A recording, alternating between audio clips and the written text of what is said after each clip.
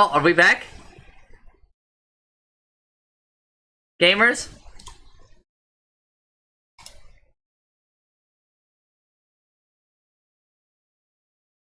Alright, we're back. Stop stretching.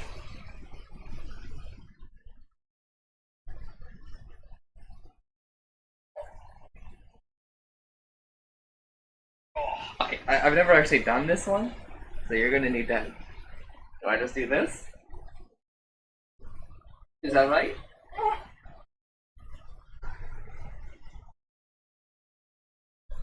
We don't do that one here.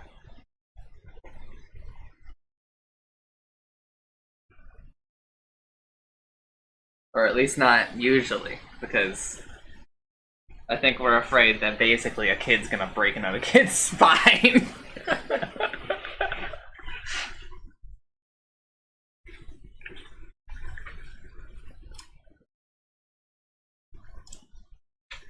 I'm gonna break your body. Whew, that was a good stretch.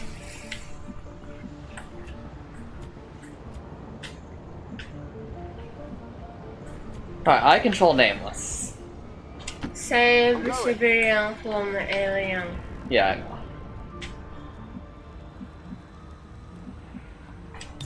Scanning.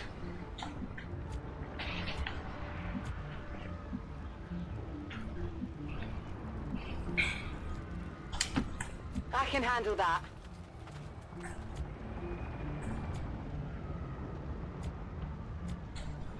These are your three people, but again, at the start I control. Not a problem.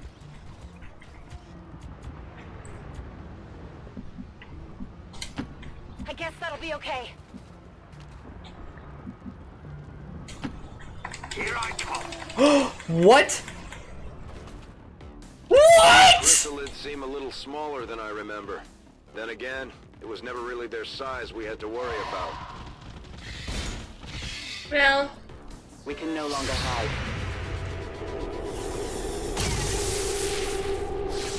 Shot failed to connect.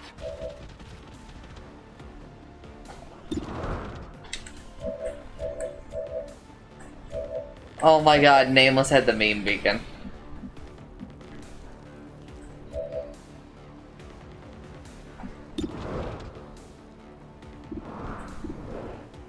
Also, we just got chrysalids. you're my enemy. You have no idea, Utsumi. Yeah, that's what I'm asking.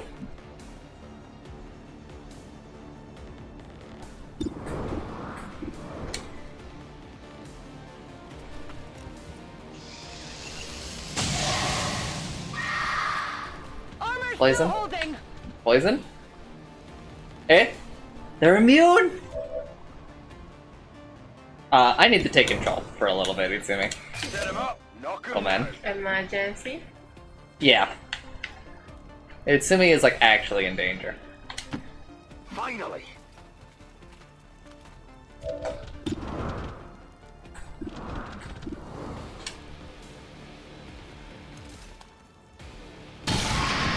Still in danger. How many is that now?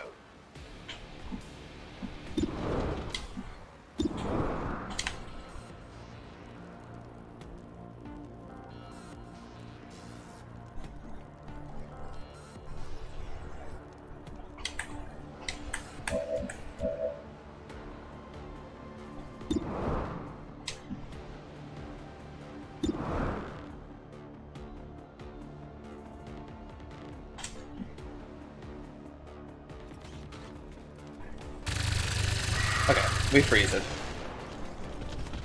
I'll get him next time.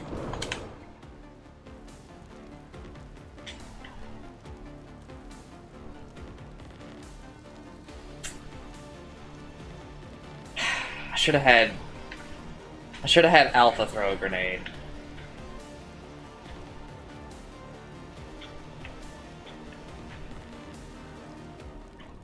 Come on! You know there's like a perfect pixel here. Right, I land it like on the window or some shit.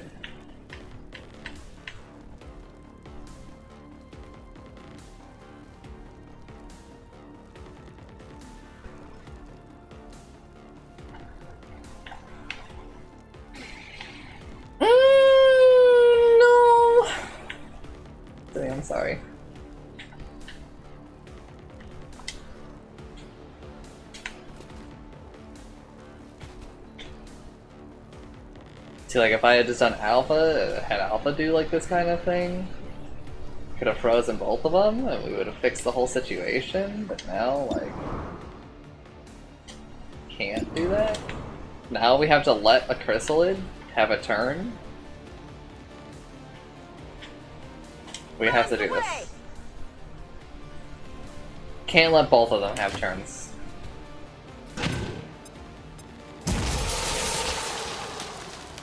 Again, Bill, man, I took doing everything.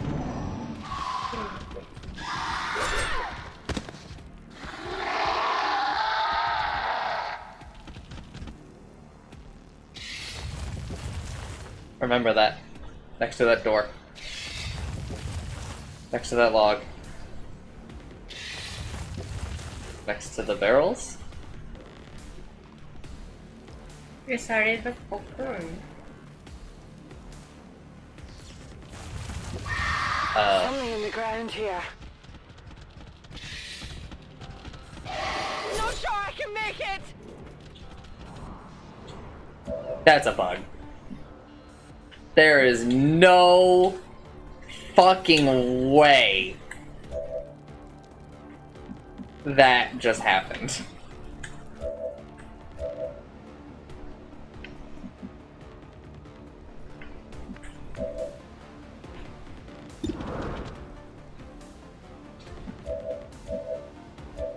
Where's the dime?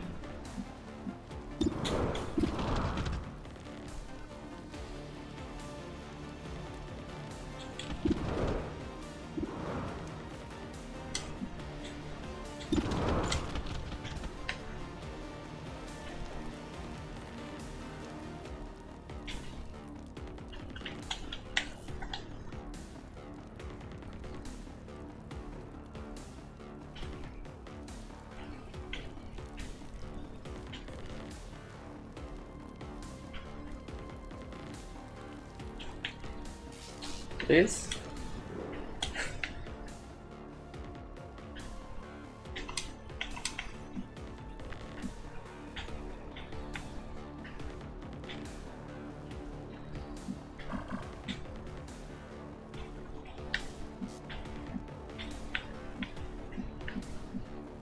I'm a little worried about this roof.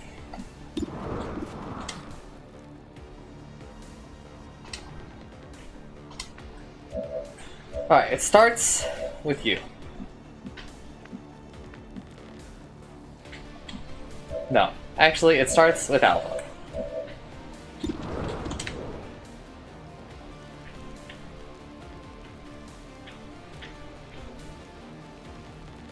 We blow up the wall. Coming your way!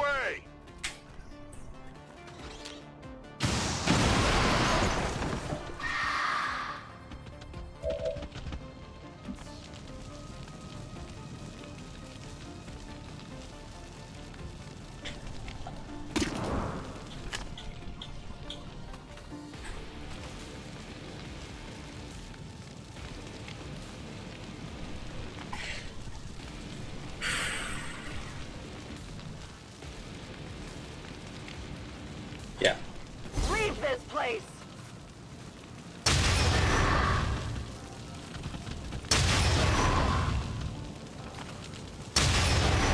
Come on.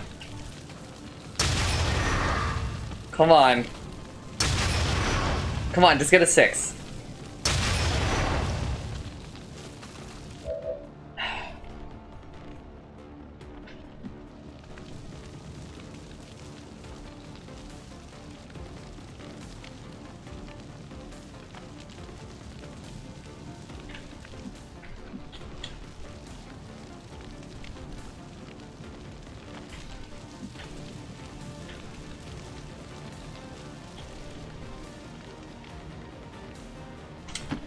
Let's do this!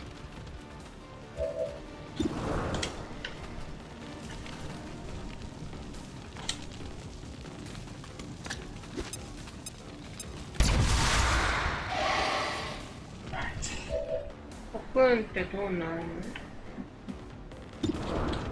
Every turn, a chrysalid will spawn from it. Through!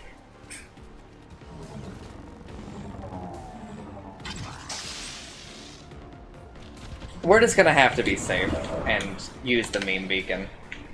To be honest, I don't really see a way around it. No, wait. Just wait. We still have people that can go and like maybe fix the situation. 76, obviously that's pretty bad. That's 100 to do 4 to 7. 6 to 8.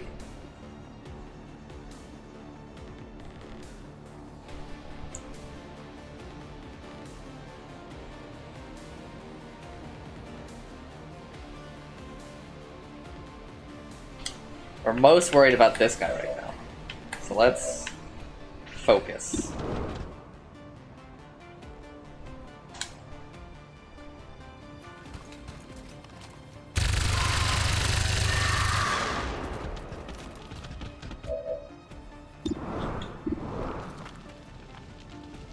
%100 chance to kill. So just do it.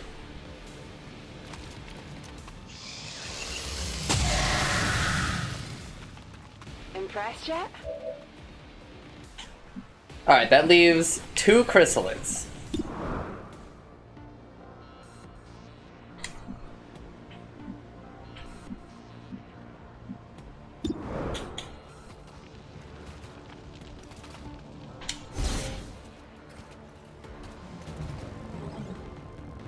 We will not meme beacon.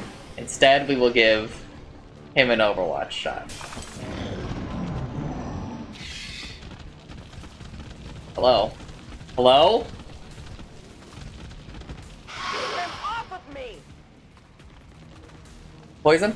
Poison. Okay. Heavy make the heavy round.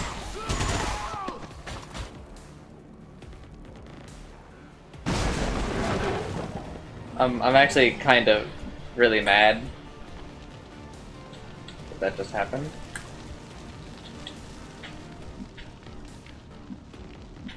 Right there. Tired of waiting around.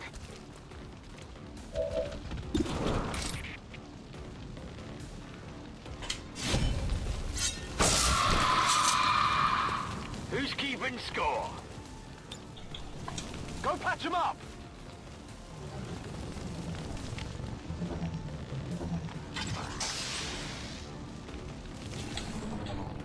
Alright.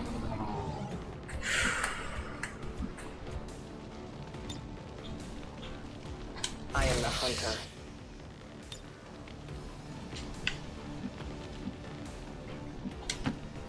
Volk says I am to obey.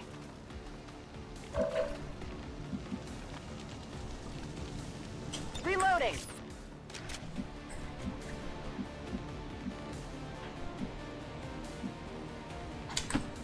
I'm trusting you here.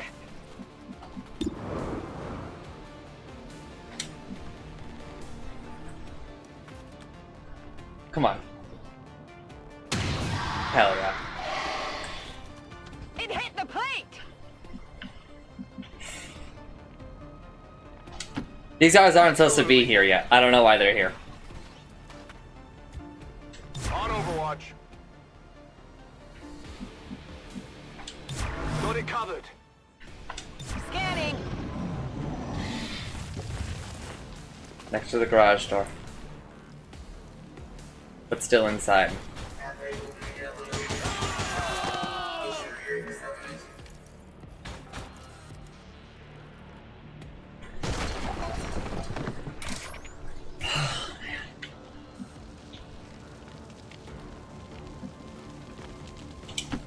Let's move already.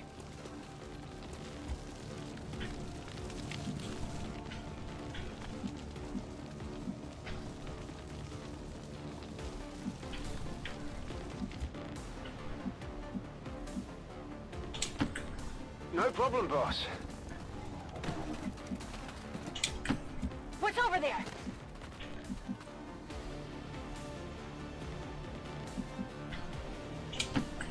No problem, boss. On my way. Oh no. Don't move near Advent civilians. soldiers loiter carelessly. Now we fight in the open. What? Hello? Got a barrel here.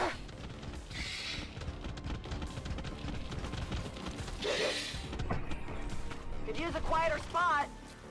Hoe maak ik de bagger aan? That's just like not supposed to work that way.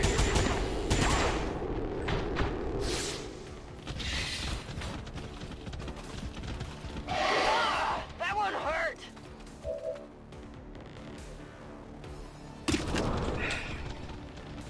Getting a little frustrated with that.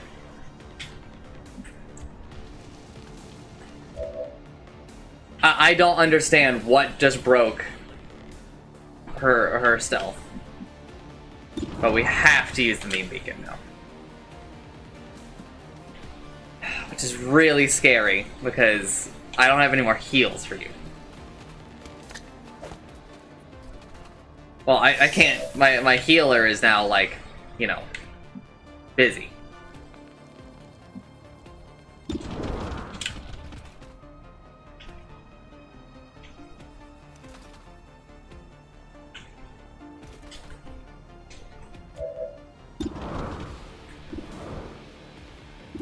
This is a pistol shot, so that's a kill, right? But the thing is that I'm probably gonna stun both of those guys, right? So, do like I really want to use? Oh, they're the only people that we can shoot.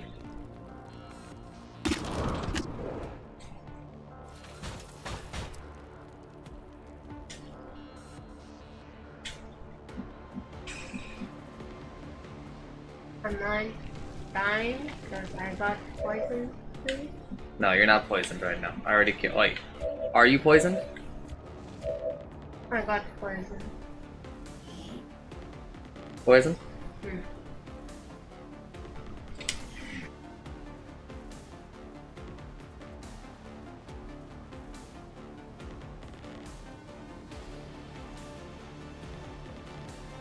All right, we got problems. We got problems and we need solutions.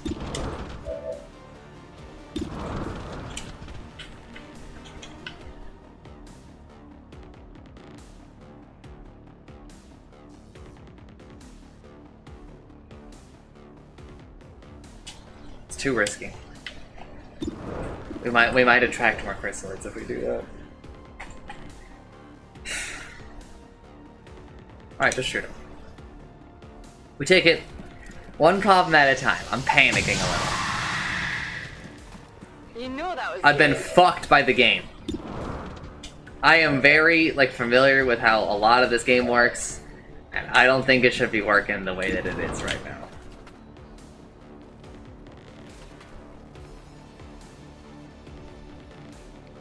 Really.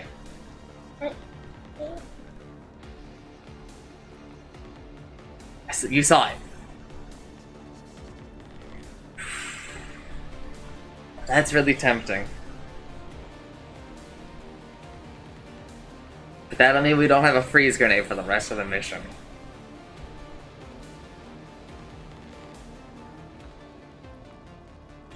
It's to, like, guarantee that Utsumi doesn't die.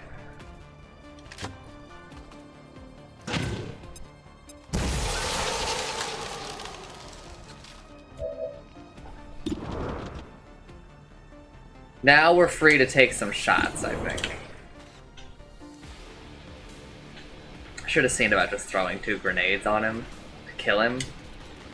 But I think we'll just take a shot.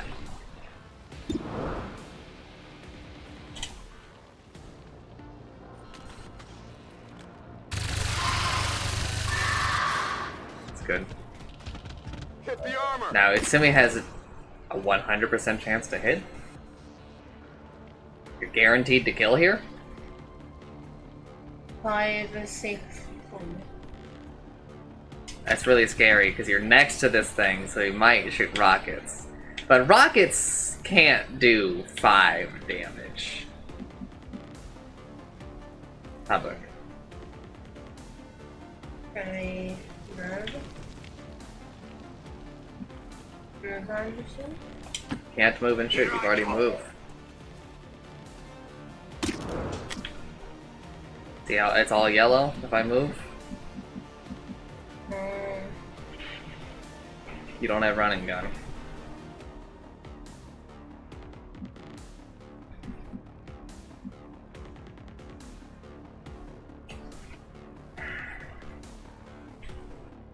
You gotta move.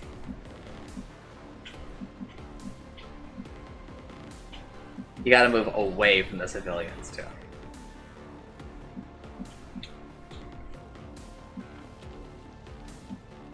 Hopefully that mech does not run over here and blast. Hurt.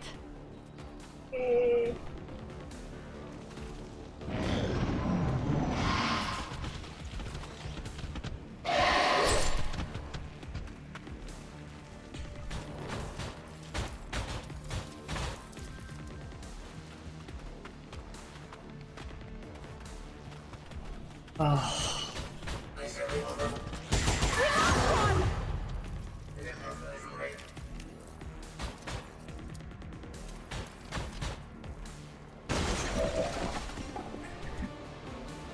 Okay. Need to heal Izumi. Heal him up! Or she will die. Also, we need to get rid of the poison.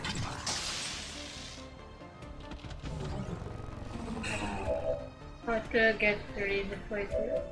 If you heal. Yeah, see? No poison.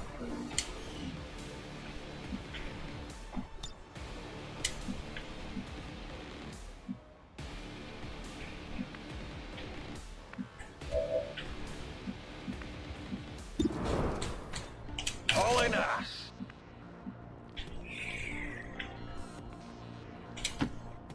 On my way.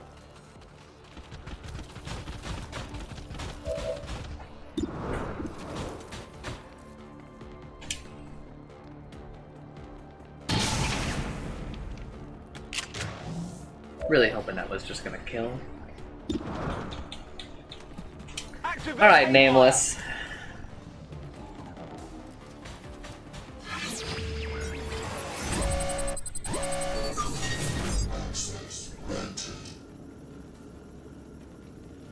Aim and protecting, please. Stun, take control. 61% chance to stun? I'm not taking that. That's not good enough.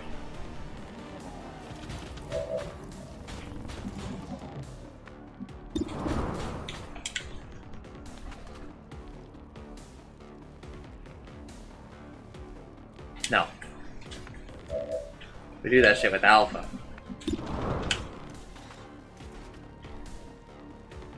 No way.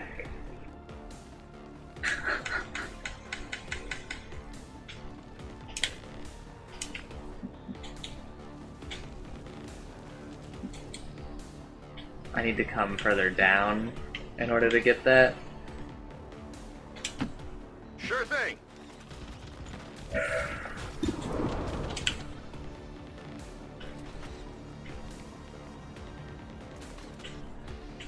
This opens the map up a lot more too. But most importantly, it puts us in a situation where we're now dealing with 2 enemies.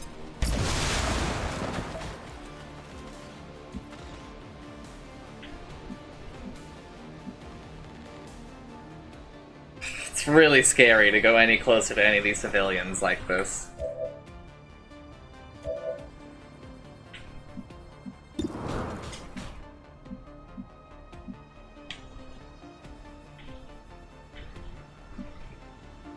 So let's start dealing with a little bit of... Okay.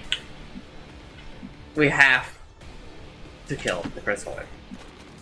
Deal with your problems one at a time, take a deep breath, and trust the fact that you're probably better than most people at this game.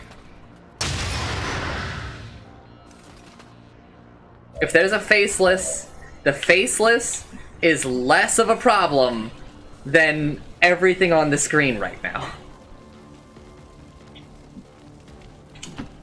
Okay, I'll go. Alright, we're almost we're almost done with, like, the disaster part of this. You're almost allowed to play the game again. I think we still have a play time. fine. Yeah, I think that there are still 2 more chrysalids, but we don't really know where they are.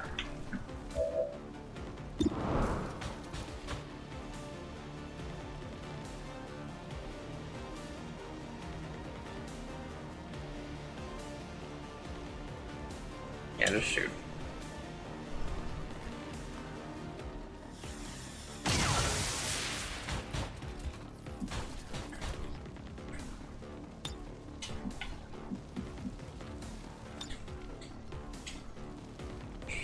No, it's still too risky. This should be basically Whatever you risk-free. say. Scary because I'm putting people next to each other. Bro? Alright, well now I have to do it.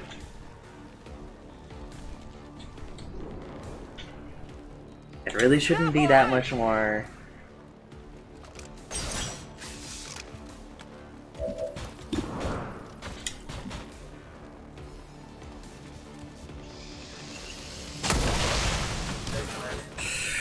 Did you see that one?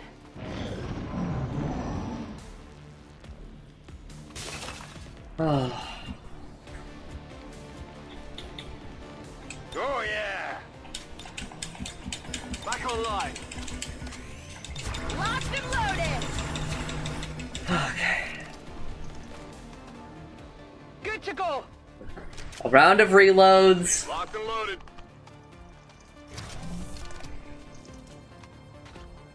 I need to reload. Me Naturally. Itsumi's gonna be gravely injured. You're gonna be gone for like 2 weeks.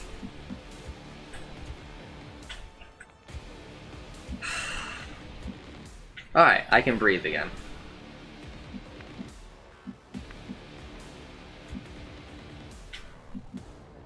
Now we gather the squad up. And now.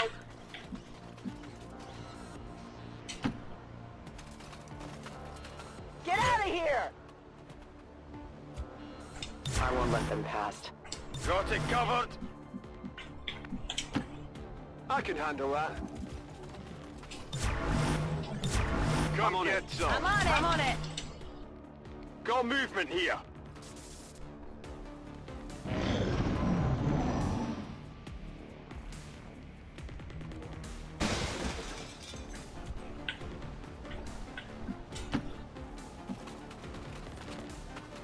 Get going.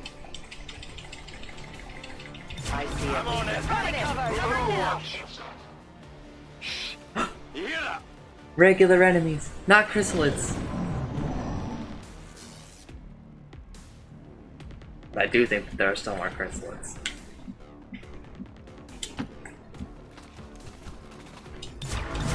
Covering now. They might as well be shouting.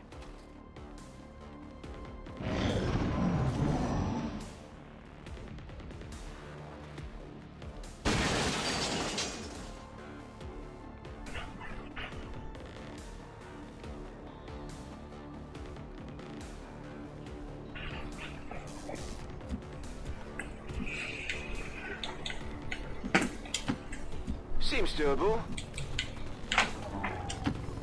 If you say so. Scanner Yeah, on yeah. overwatch. Covering now. Aliens approach.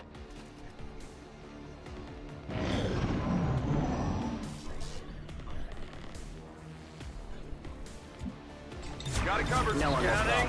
off. Overwatch. No one taught them how to move quietly.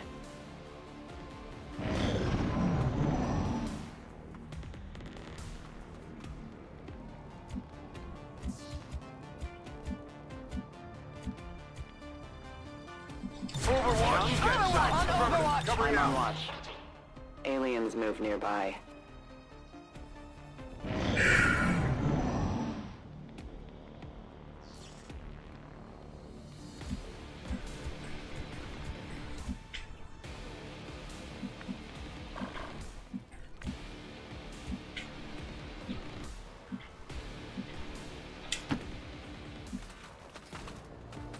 You don't belong here. I'll watch On closely. Overwatch. Moving to Overwatch. On Overwatch. Sounds like a new player. Oof.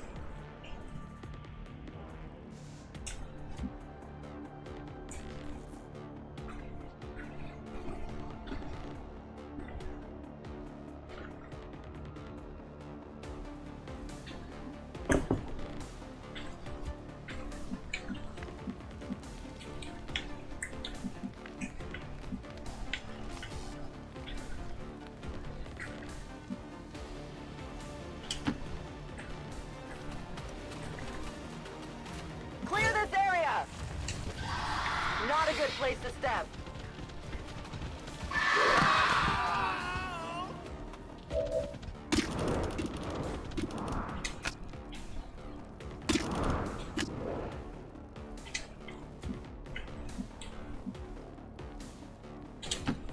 Absolutely.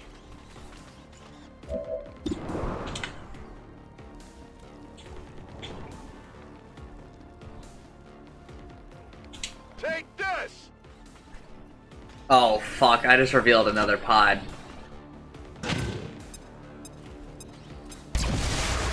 Didn't I? Okay, no.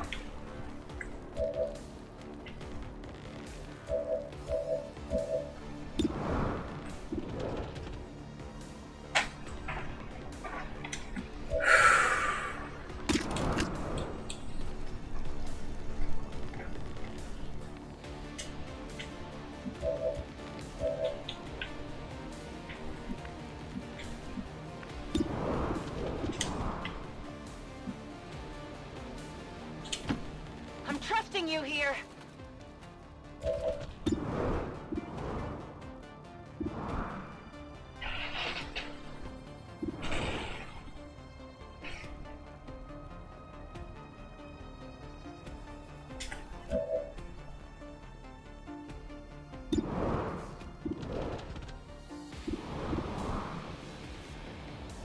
It's a pretty high chance.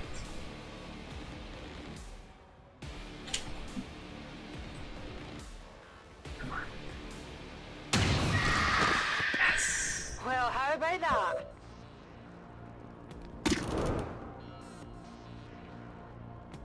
Come on, it's him. Can you just one-shot it for me? It's a 15% chance, I think, that you one-shot it. Maybe it was a 5.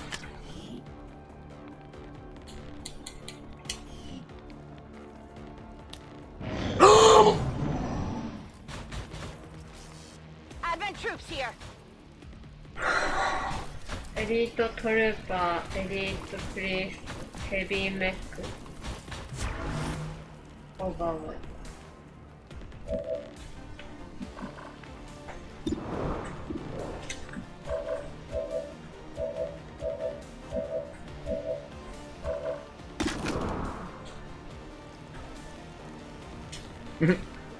That's not what I want to do.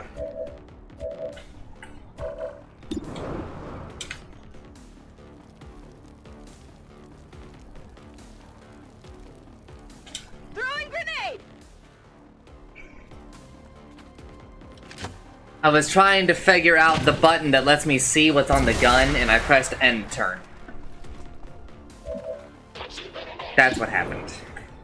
For those curious.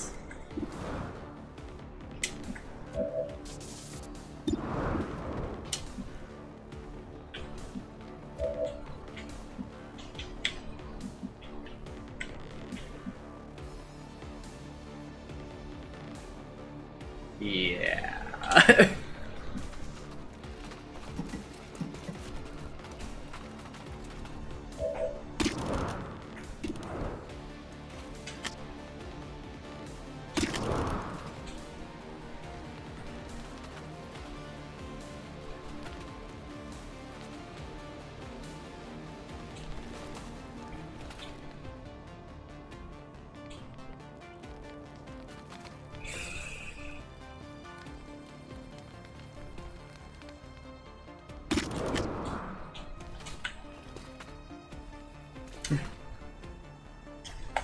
I'm just gonna have you shoot it, I guess. Come on, it's silly. Just land the 5% or whatever you fucking have. What? You want to press me? No, I want to find out wherever the hell. I don't know, because you normally just hover your mouse over it, but I don't have a mouse. And it doesn't show up here, does it? Does it say instant kill? Oh, oh. Instant kill? Repeater?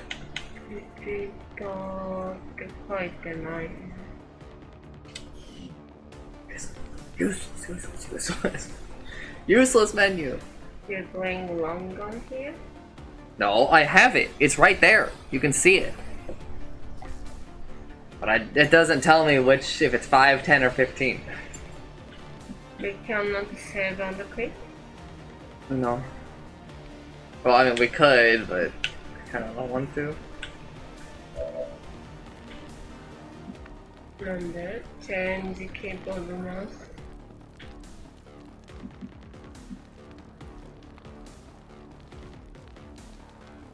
Okay, you know what? You're right. It matters. Save and quit.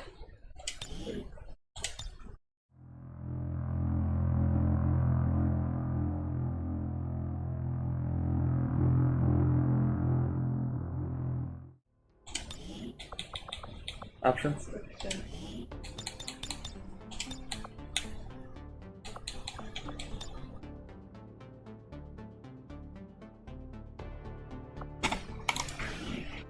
Accept or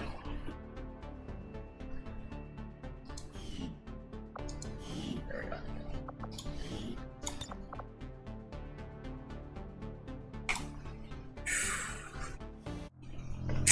Fucking chrysalids, Utsumi. Fucking chrysalids.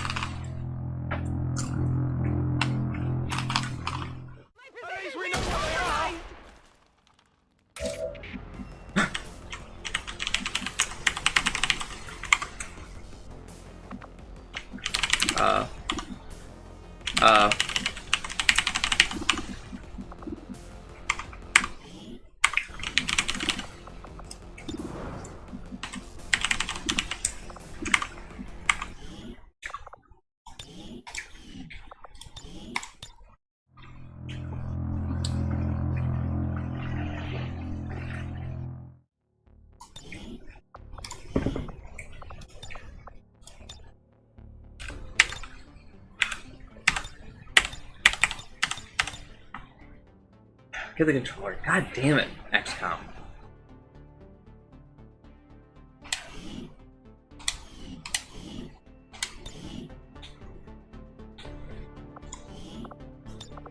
What does it say? マウス、コントローラ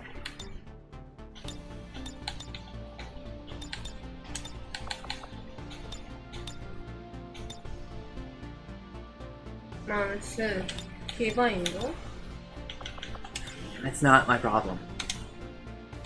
For some reason, it won't let me use my keyboard.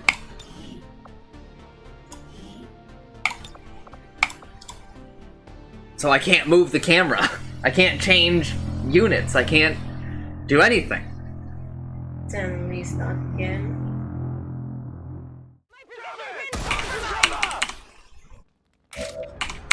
There we go.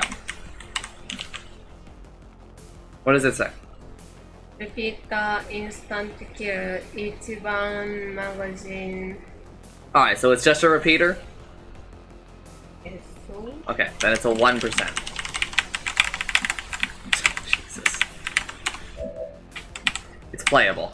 I can do this.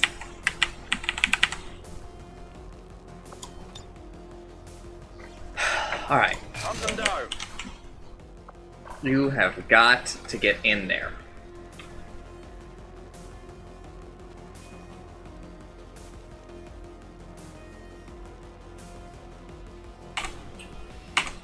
But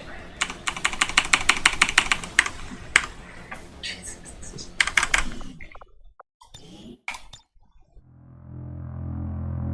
I will restart the game, but I don't think it's gonna fix it.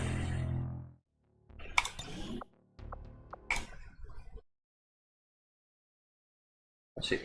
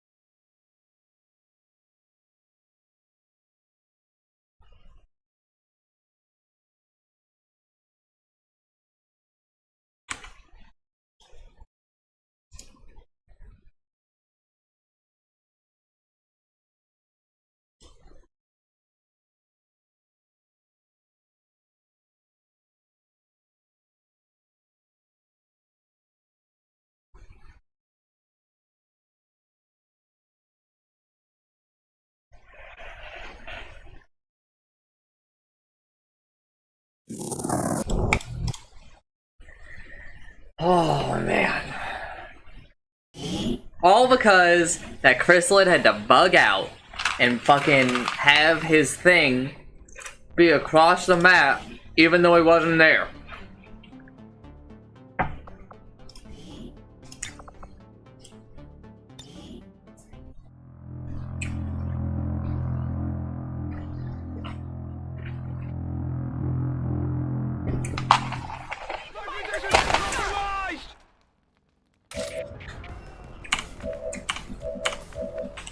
Oh, she was right. Alright. Sean, I'm gonna need you to be a hero, okay?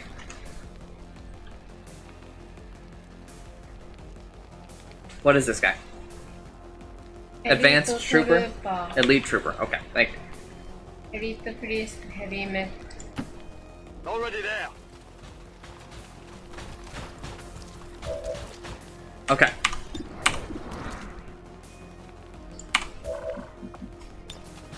Let's take Nameless, what's your hack percentage on this bitch?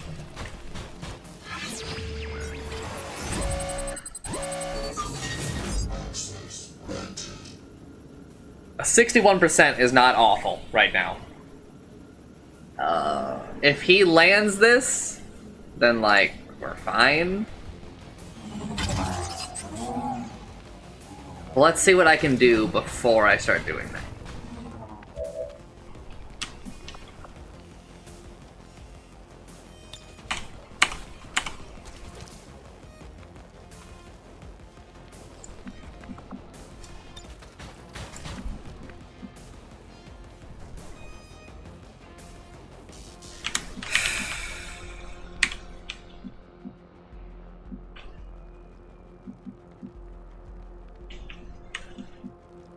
Too many people in the same spot.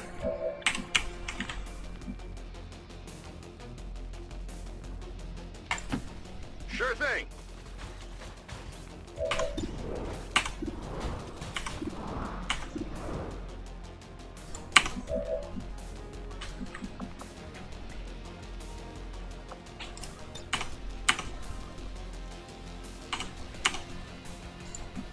It's a lot of explosives right there.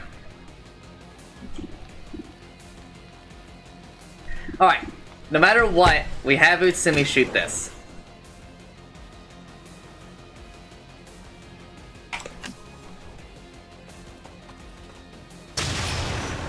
You did not land the 5%, Utsumi. What did that yellow thing say? Round the one available.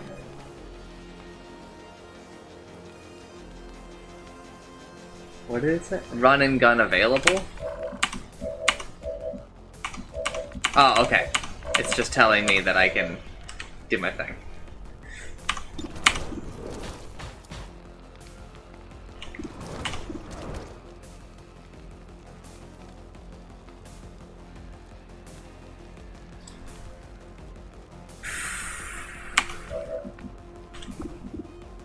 Ah, eu não corte não, porque gosta.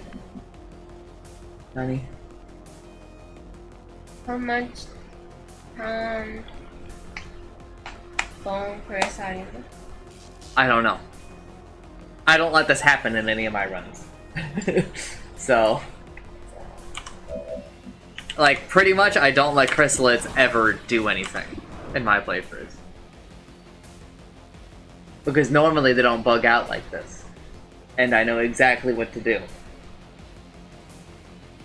But they bugged out. So, like, they've been allowed to do things that I just don't let them do.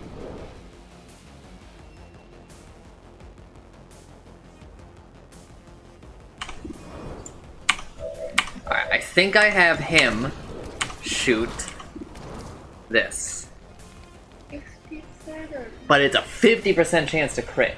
So if I hit, I'm probably going to crit. And it'll one-shot him. But I could shoot him with a 50% chance to crit. What can the sniper shoot?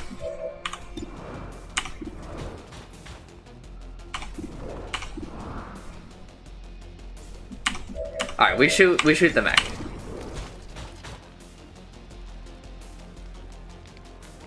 We shoot the mech. Negative damage. Alright.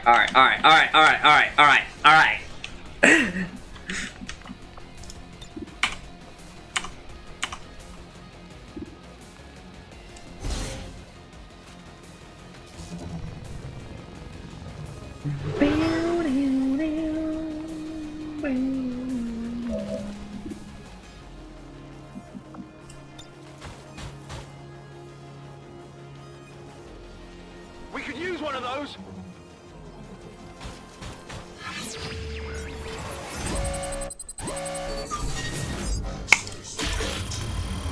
Oh no! It's all going wrong, Utsumi. Not save quick. No, you can't do that. It saves after everything you do. Alright, so here's what we have to do now, Utsumi. Requesting We have to immediate abuse evac. them. We have to abuse the AI.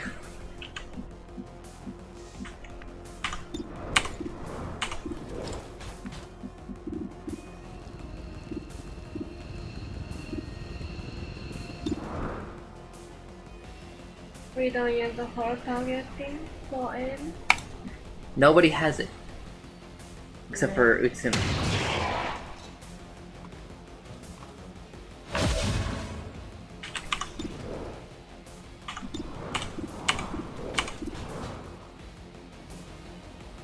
Sure.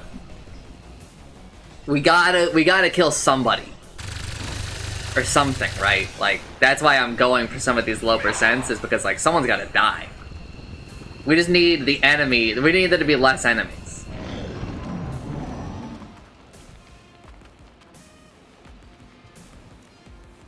Mind control?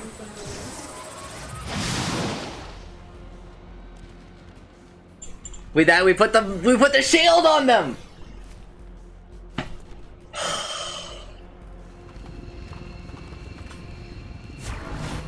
Overwards.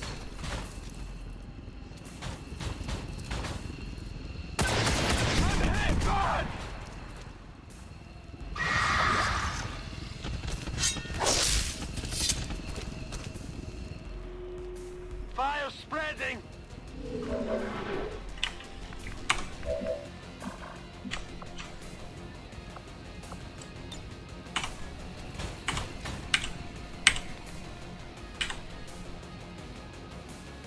It's on them. Oh, shoot! That's pretty funny. That's a really long throw, right?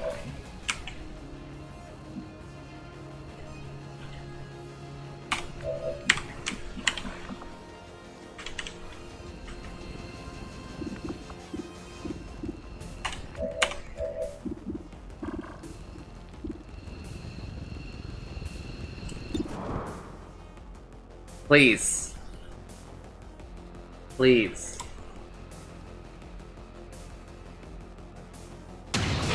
Thank you. Well, how about that?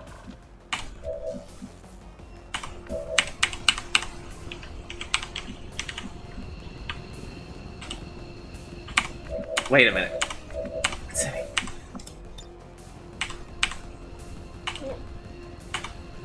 Rage over your people. Uh-huh.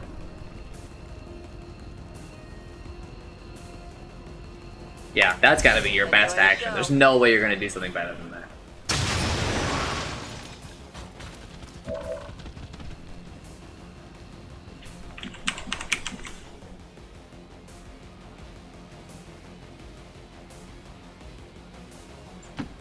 Here I come.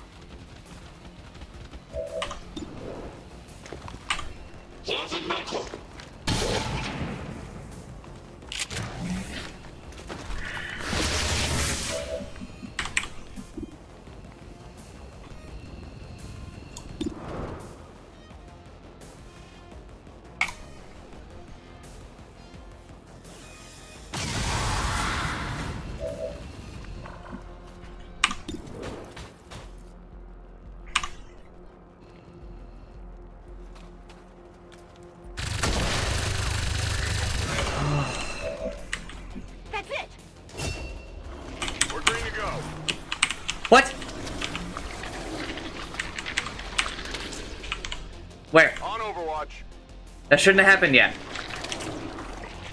That shouldn't be happening yet.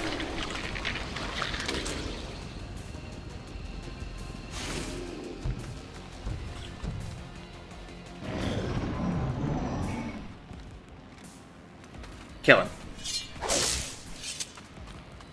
It's like a 70% chance. Thank you. Oh my god. Okay, the nightmare is over. The only thing that's scary right now is that this guy is right here.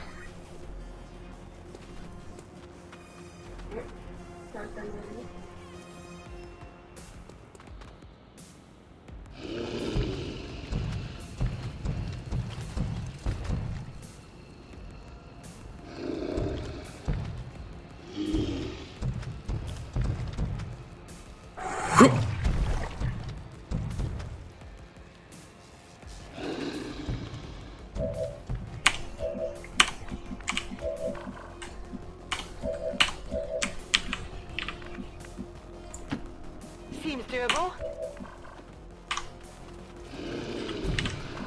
It's killing time.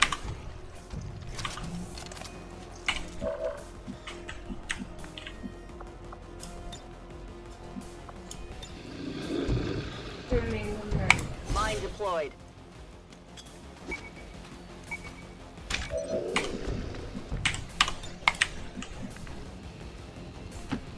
Tired of waiting around. Whatever you say.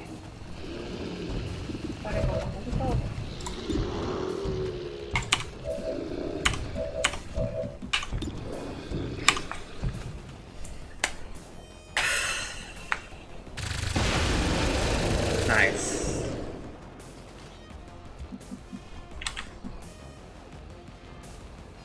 I won't let them pass.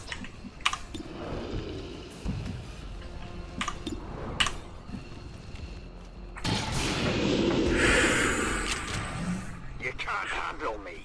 Menace 1-5, status confirmed. Alright. Checking on any additional contacts. The AO is clear. Status confirmed. Mission accomplished.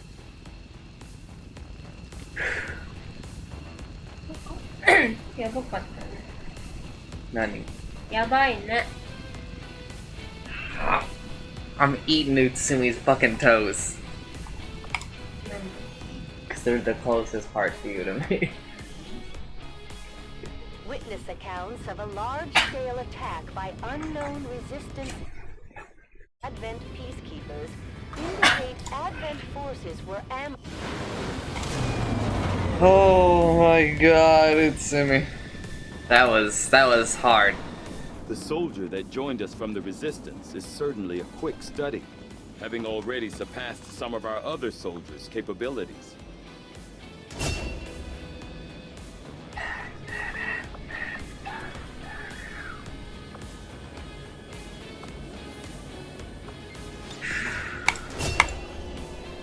Oh, I should have asked Nameless.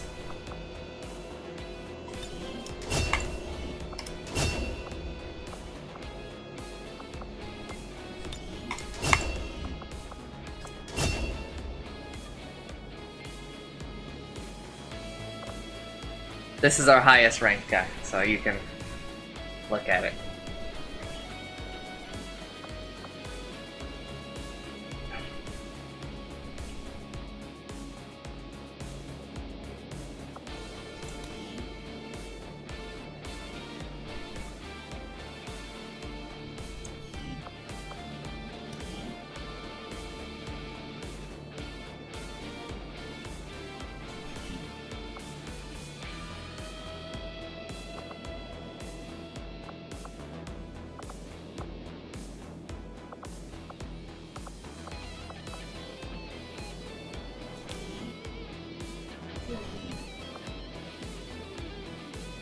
チェーンショットか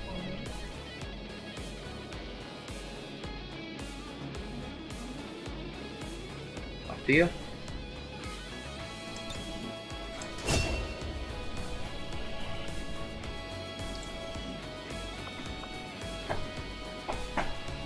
$11 days, Utsumi.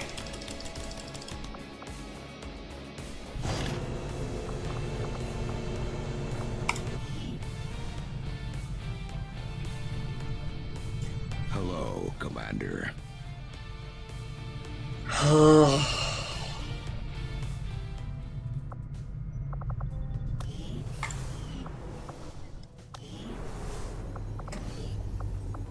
We're sending Nameless in. Wait, did Nameless get hurt? Did Nameless get hurt, you think? Or is he just got a buff? He's right here. Why can't I retrain?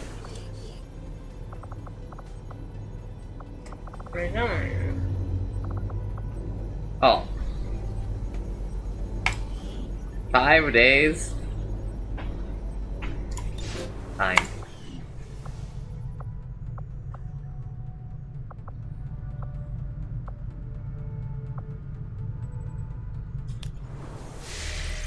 Oh man, it's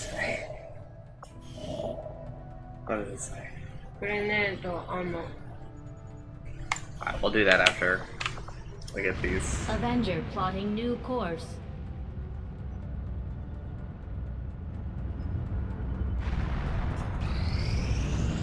Our people seem to work well together, Commander.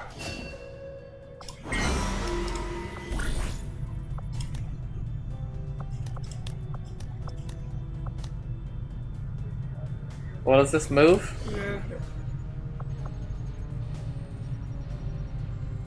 Kinda scary.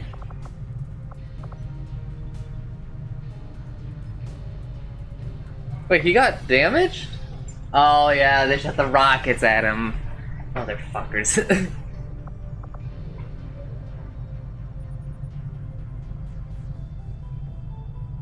Then we'll send Scorpion. Ability point.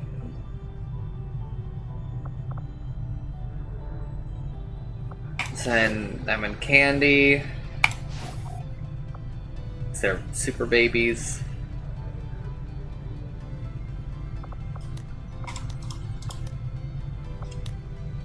Supplies? Surprise. Oh, we need more intel. This is is this intel? Inter.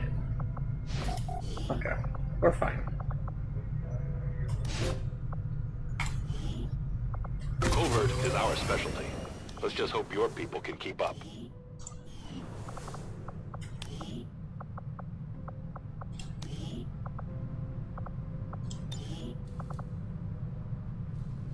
Yeah. Alright. Wolf! Wolf or Shintu, are you here?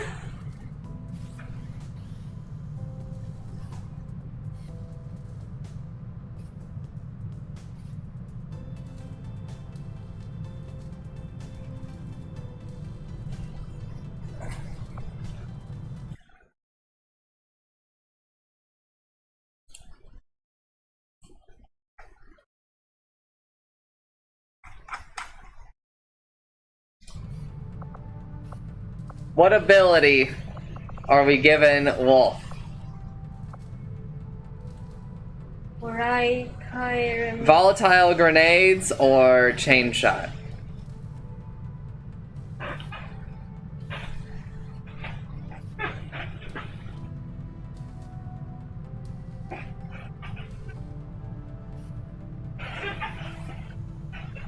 I don't know, I can't read Japanese. That's why I just told you which they were. You telling me you don't remember what both these abilities are? Volatile grenades, +2 damage to all grenades. Chain shot. An ability where you can shoot, and if you hit the first one, you can take a second shot with a -15 aim penalty. If you do not land the first shot, then you do not take the second shot. It takes 2 ammo to do, and it has a... how many turn cooldown? And a 3-turn cooldown.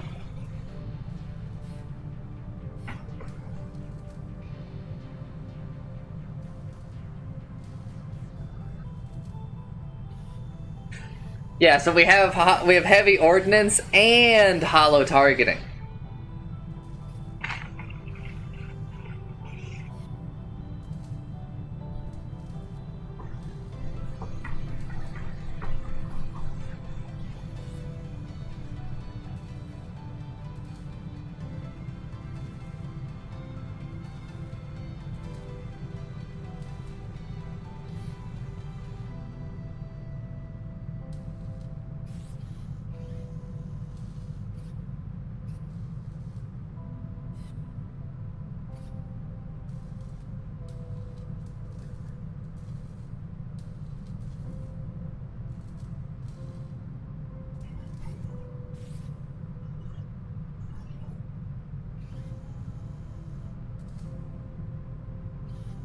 But he already said volatile mix, so I'll just go with volatile mix.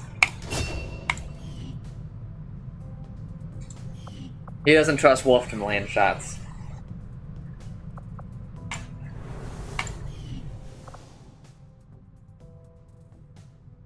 Oh my god. That was stressful. Strategic resource located. This one? Grenade armor. Avenger plotting new course.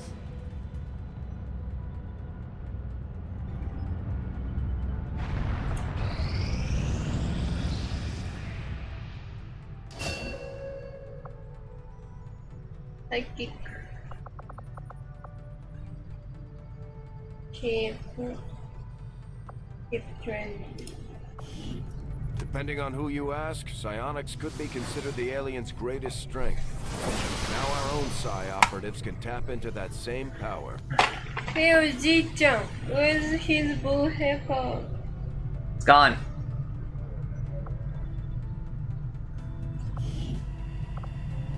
Alright, you gotta help me.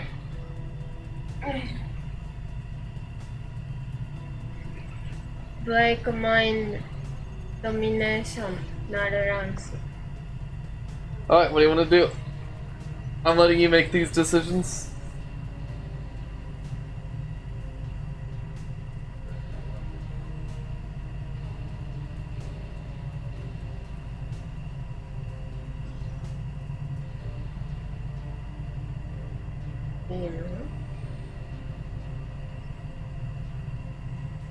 Up to you. Click it. I don't want to leave families.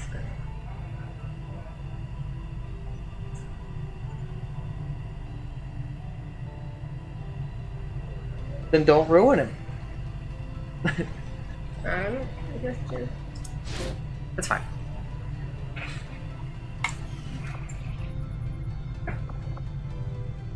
What is this? Is this Inspire? inspire. Whoa! He got like one of the best abilities first. That's fucking crazy.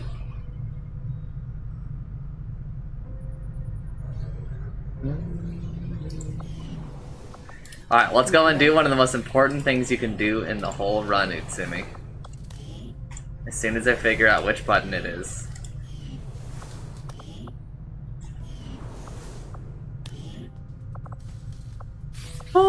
Oh! Oh. You know what that is, Utsumi?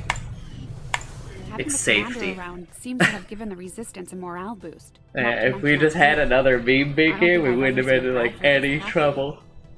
Even though he That's and the not commander actually both true, but- know and trust Cato from before the war, I'm withholding my judgment for now. As much as the resistance needs our Commander, we've got local resistance forces waiting to make contact, but we'll have to make the first move. We completed our research in remarkable time, Commander. Powered armor. What do you want to do? Can we make good rifle? Good rifle? What do you mean, like the sniper? No. You would need to research this one, I think. So, put it. You want to do this? The science is eager to begin, Commander. Hello, Commander.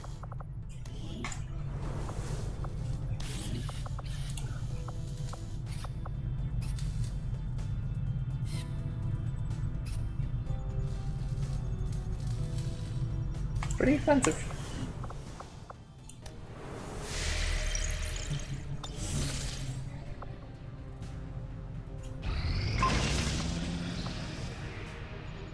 Oh. 5. We've got the schematics, and our equipment Alright, is what do you ready wanna to do? begin assembly, Commander. Just give the word and we'll build the skulljack.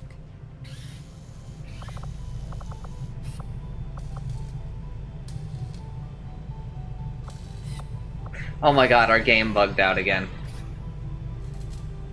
It fucking killed our income. This has happened to me before and I don't know what causes it.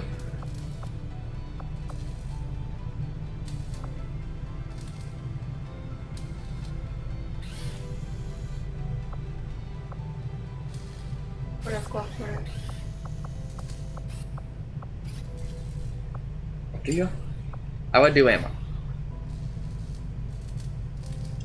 Interesting choice. I'll send word as soon as we're finished, Commander.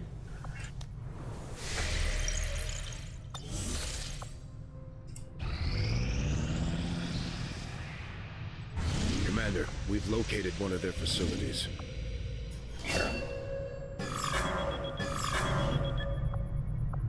Alright, up to you.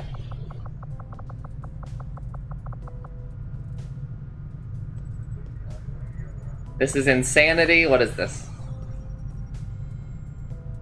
Stasis?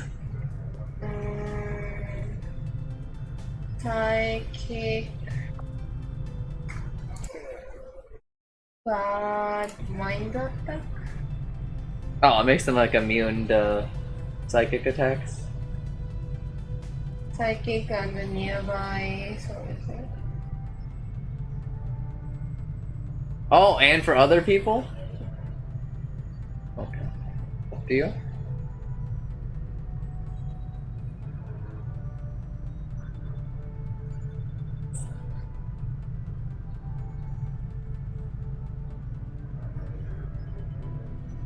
You first. And then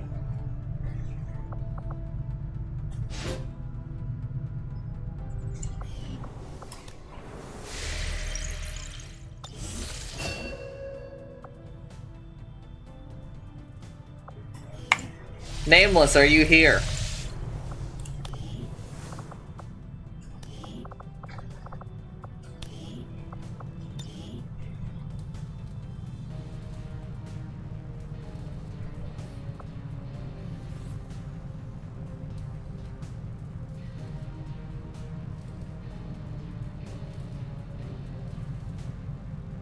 Nameless! Nameless! I want Nameless to choose his abilities.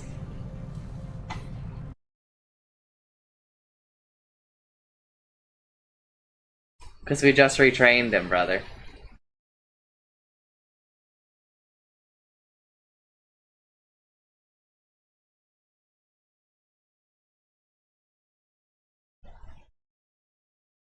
Lethal Company just updated.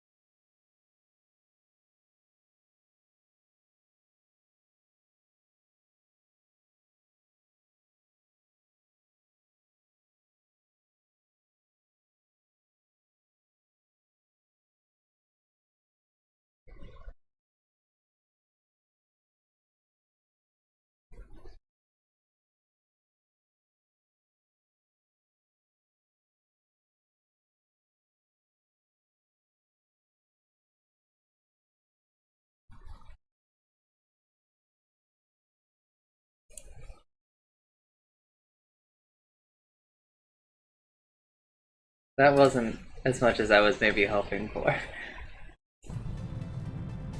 How high is his hack skill? 70, and he's got the 20 from the gremlin.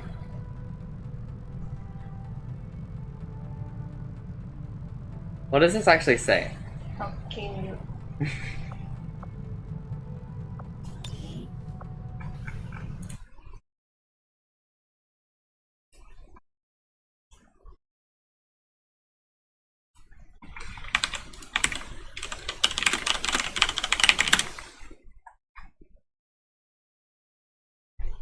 Today, I want to showcase how optimizing your game's code can give artists more freedom by showcasing the progress this Nintendo 64 level has gone through after I've optimized the engine. This is a Mario 64 mod that has improved the performance of the original Mario 64 engine sixfold. In the demo from 2021 that ran on an unmodified Mario 64 engine only with compiler optimizations turned on, this scene only hit 15 frames per second. It also had a lot less detail and you couldn't look into any of the other domes because not culling them was just too expensive to render. This new view is so much nicer. The colors, the detail, the textures, I absolutely love This is running on And a best real of all, Nintendo 64. Despite making this so much more detailed and adding about 50 skeletal mesh algaes, the frame rate is still more than twice as high as before. And this level hasn't even been optimized yet.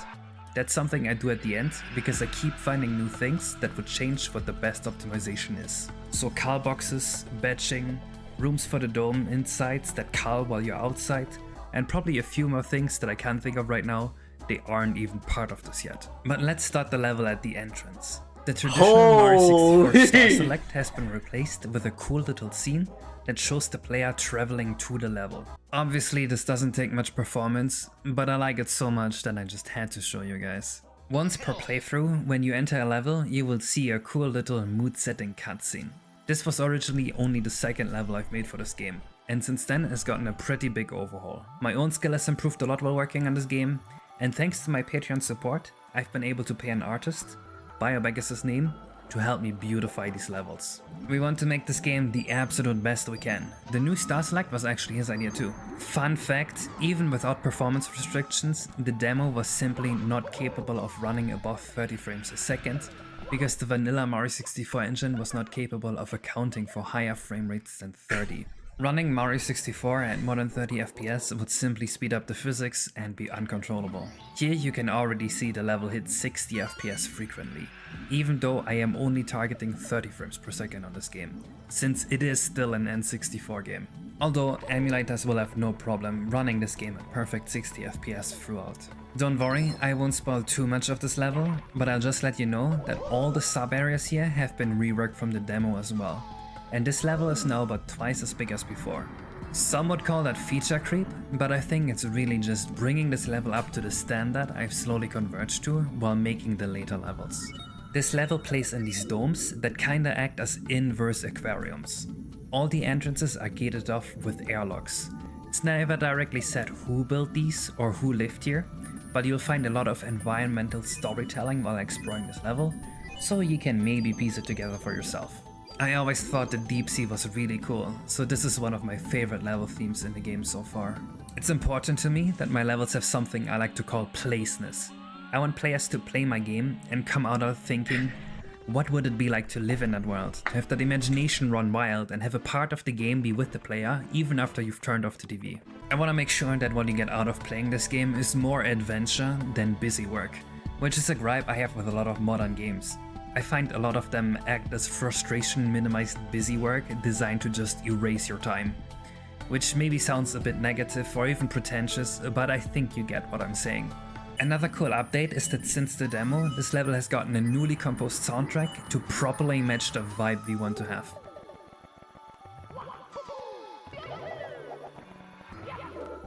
The demo was using ripped songs from other games, but the current game has all custom music thanks to Badoop. He's been making a lot of banger compositions and remixes of Mario songs to fit this game's atmosphere. With all the performance improvements, this actually hits close to 60 FPS on real hardware almost always. So now this is on the 64 when he does that. You can decorate this place up a lot more if you want to. But I do like the desolate feeling of this place. If you have ideas for some set pieces that work out to make this place seem more desolate somehow, let me know. I've already put as much seaweed across as I could reasonably get away with, but I'm sure there could be more cool stuff to see around. During a first exploration of this level, you will feel the dread of swimming in the deep sea, as you will run out of oxygen real quick, and you will be forced to go back into the domes relatively quickly. But if you make some progress, you'll gain some freedom through an underwater shell you can unlock that lets you explore this level freely and push even deeper into the deep sea. With the shell, you can get around quick without losing oxygen and explore everything in peace. In Mario 64, you typically find stars randomly in the middle of the level while exploring around. This game is different in that instead of directly finding the star, you are often presented with a whole new area and a little puzzle or adventure to go on that then leads to a star. This area here wasn't in the demo at all, and I've added it afterwards. Because to be honest, the content I put here in the demo just kind of sucked. It's always easier to see what sucks and what works if you put people up to playtest your work. That's also the reason I want to make 1 or 2 more mini hacks on this engine so we can limit test the collision and ensure all my physics improvements to Mario 64 are not introducing unintended confusions or consequences. I've actually made over 100 little changes to Mario 64's physics at this point, but unless you are a hardcore player, you've probably not noticed a single one of them in this video so far. Almost all of these changes are near invisible, and I'm just ensuring that physics work consistently across the board and that inputs are as responsive as they can be. I have a whole video about some of them up too, if you'd like to see it. If you listen closely, you can also hear how Mario's footsteps have new sounds. This guy is crazy, Utsumi. Step sounds, of which only a few can be used in each area. But I've reworked Collision to allow me to use 16 different sounds. That lets us make surfaces sound much more immersive. These additional sounds were made by Yoshi Milkman, by the way, and I think he did a great job. In the background you can see some pretty nice vertex animations. These are pretty simple to do on the N64. These are not like modern shaders at all, rather, the CPU transforms the actual mesh vertices directly to achieve this effect. I also added some deep sea bioluminescent jellyfish around, and who knows who else lives in this deep sea near the sunken town. Maybe you'll see someone if you look around enough.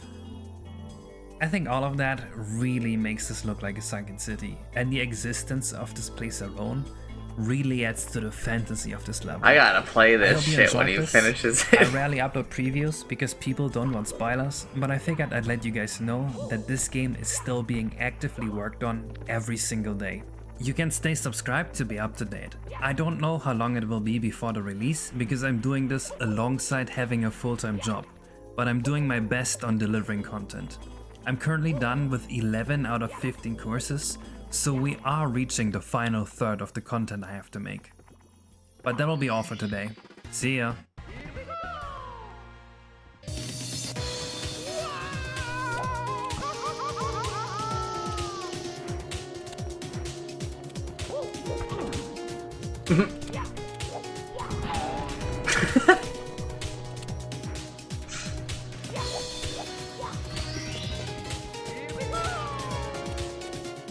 Got a star for it!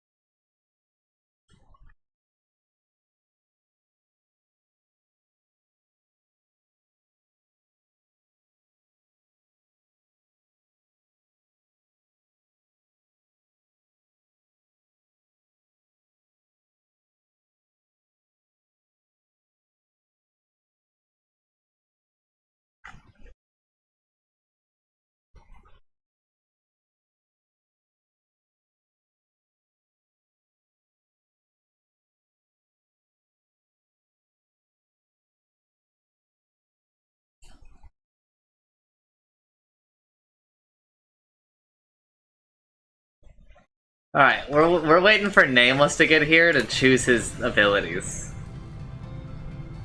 Or start the new yoga. You want me to start a new run? I'm curious. Because we stuck here one now. Do you just want to watch me play XCOM? Yeah, okay. Like, how much do you actually want to play? Right? I want to play XCOM, but with you, then like, I'm keep thinking I'm making bad decisions because I don't know anything about XCOM. Alright. I'll fire up another run. But you need to stand. You need to sit over here. Otherwise, I feel bulgy. But also, I need to play in fucking English. You said like we play Japanese fine because everybody know what we're doing, but look at comments. I don't know any Japanese. Yeah, that's honestly Shintu being like a little bit of a bitch. He fucking knows all this shit. He knows this shit. I don't know why he's pretending like he doesn't. Like, your viewer cannot enjoy while I'm playing. That's not true. Now look at your comment, like your chat, like not too much moving. Don't worry about that.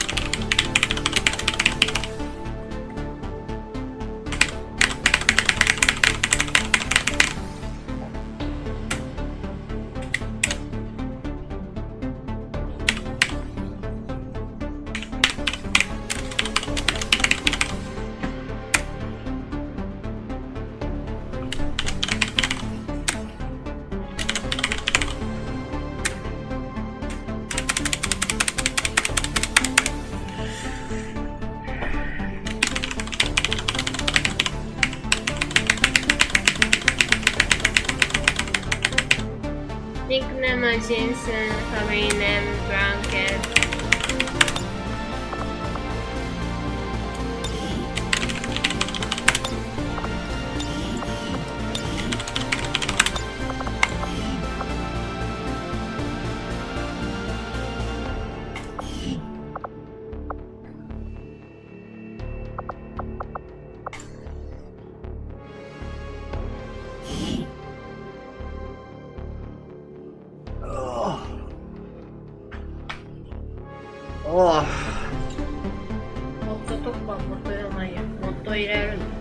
Huh? You're gonna use someone. Yeah, but I don't want to fuck with it right now because it will be really annoying.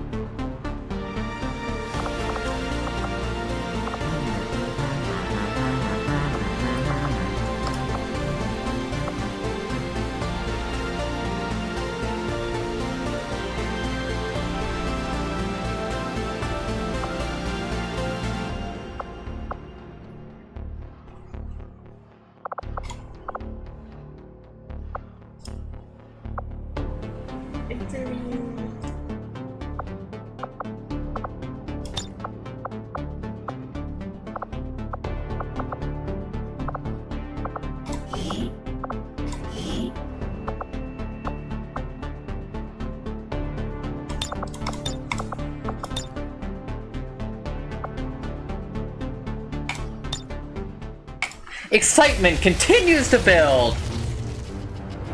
Excitement continues to build. Ooh, that was a hard first mission. As long as there's even one Reaper left standing, you can bet they're still in the fight. Finger on the trigger. Operating some of our most advanced...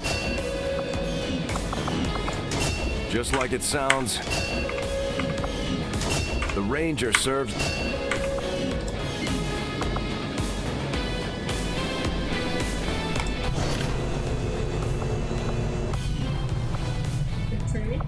Commander to the research labs.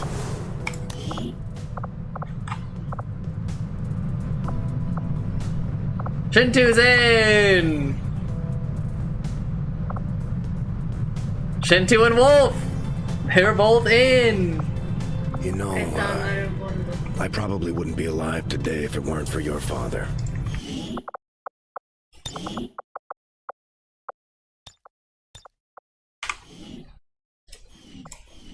Getting the Avengers' power back online was a miracle. I'm not entirely sure how he deciphered their system, but we'd still be half buried in the sand.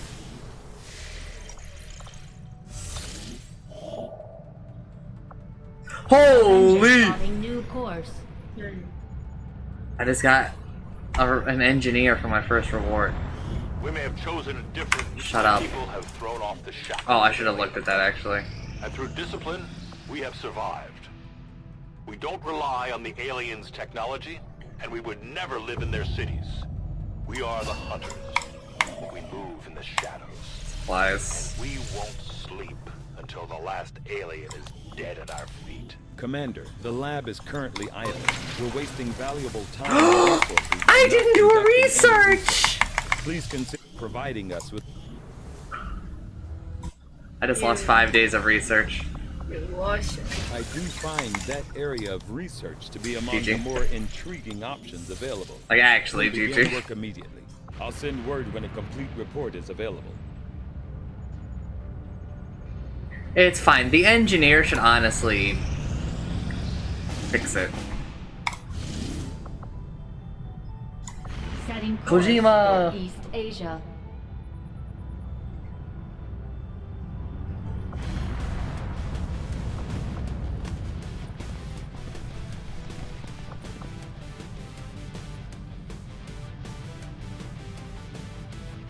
All right.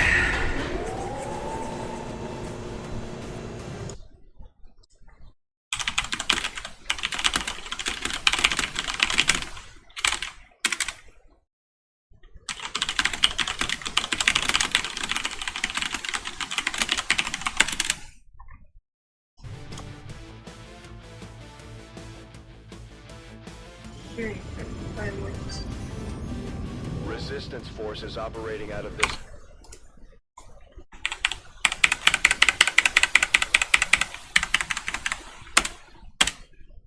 their efforts. Go check the front door, please. In to seize that vault one way or You're not gonna miss much. Take out all hostile contacts and lock down the area. We need to secure those assets. Menace 1-5, we've got a bead on the Advent data vault near your position. Be advised, self-detonating charges are in place at the target. Move to disarm and extract the package before its contents are destroyed. I will go. Although they bear some resemblance to the sectoids first encountered during the invasion, their genetic structure now includes human DNA. They are stronger than ever, with an even greater psionic potential.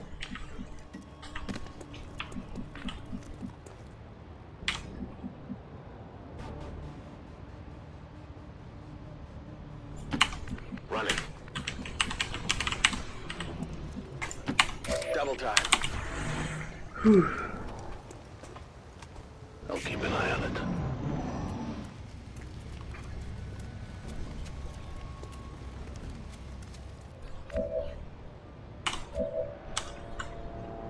Moving to Overwatch.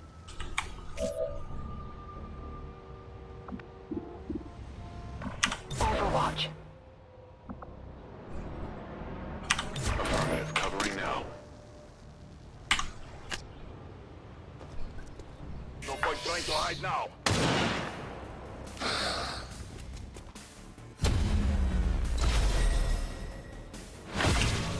Huh? These guys make up the bulk of the Advent. Nothing? forces we Okay. deal with. They're disciplined and well equipped, but their obedience makes them predictable. Shot failed to connect.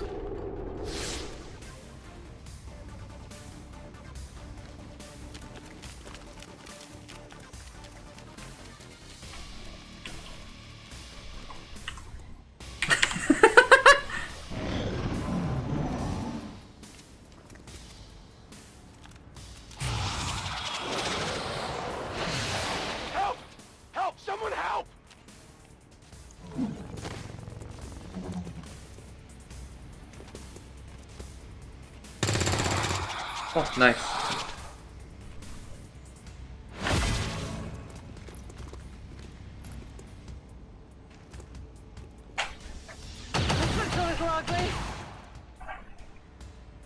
So I'm playing with a new setting where it doubled everybody's health. I doubled our health, I doubled the turn timers. So now I have longer fights that are more stressful.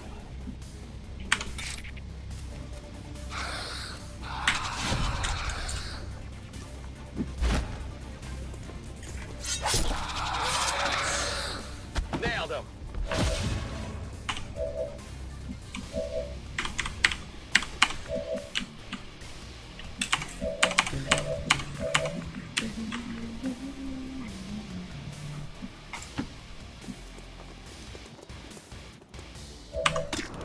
But I'm also on a higher difficulty than you. So, all of my missions are gonna have like another group of enemies. My ammunition is nearly depleted. Ready to go. I'm ready. Affirmative. Covering now.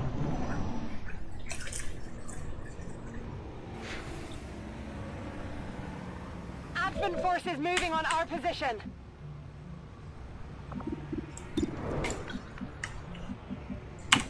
I guess that'll be okay. I'm going. They keep these trains running around the clock, but you'll never see them loading or unloading any cargo. At least not where anyone can see it. On Overwatch.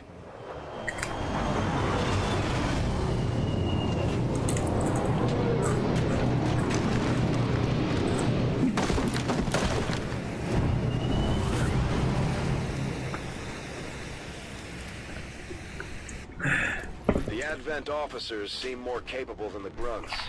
We're not sure whether to chalk it up to training or strictly Your mind control. Nice, nice.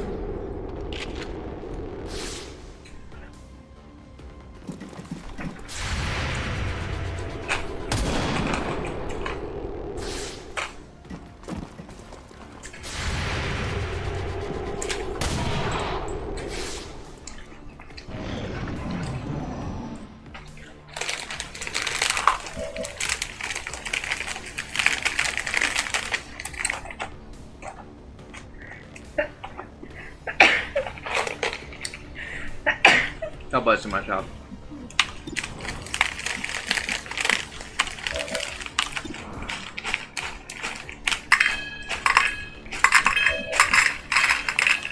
I am reloading.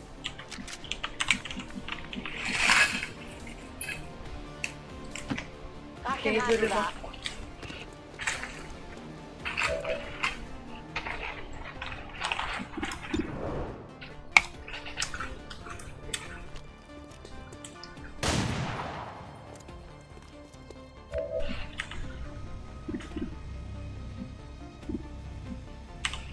You really can't see that guy?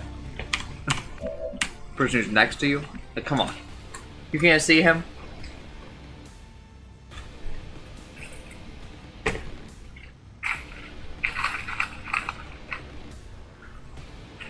Really? You know?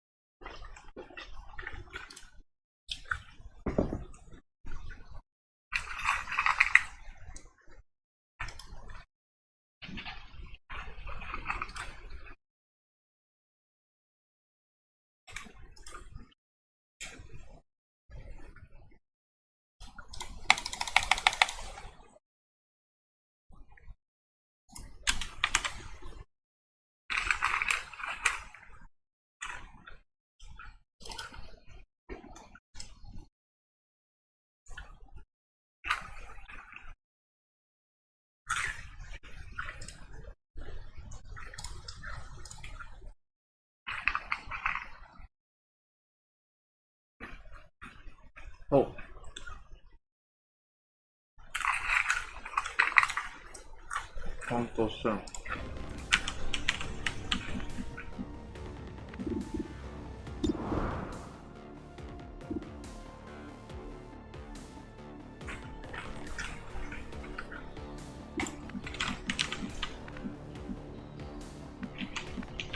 That's really scary.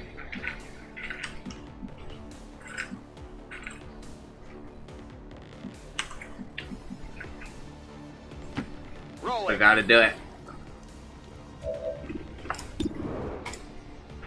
Worth it.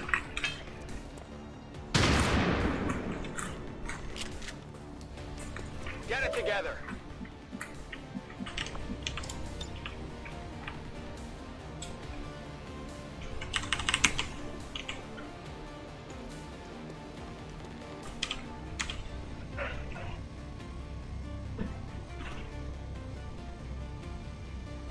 Now we wait.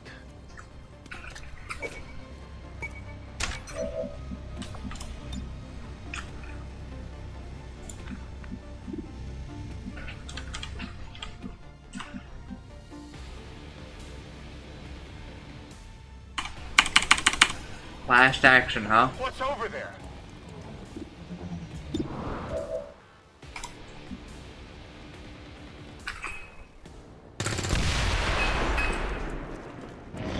What?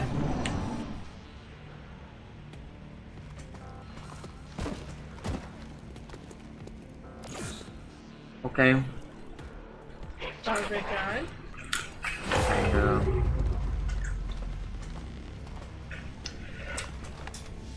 I don't feel so good.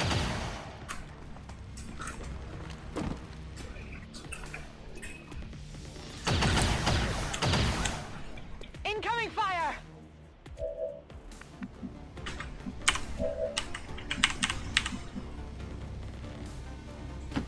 Moving to designated coordinates. Oh my god, dude. What the fuck's up there?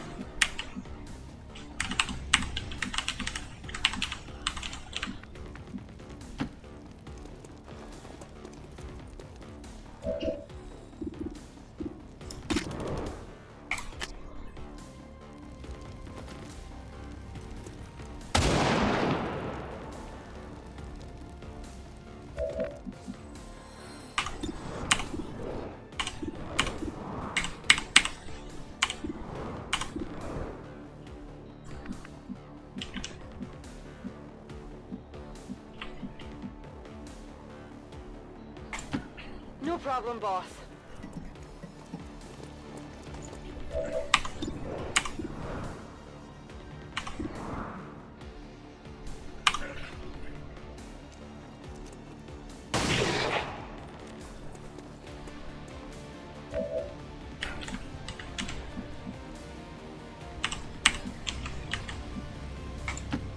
Okay, I'll go.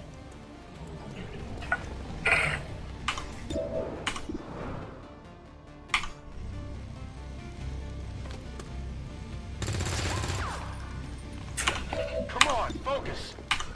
Come on, you got it. Fuck.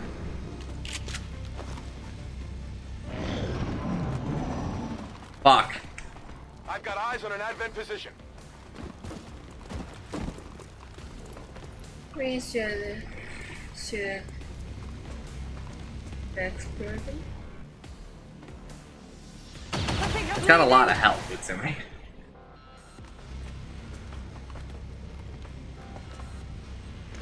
Stop it. It's bad. Dying.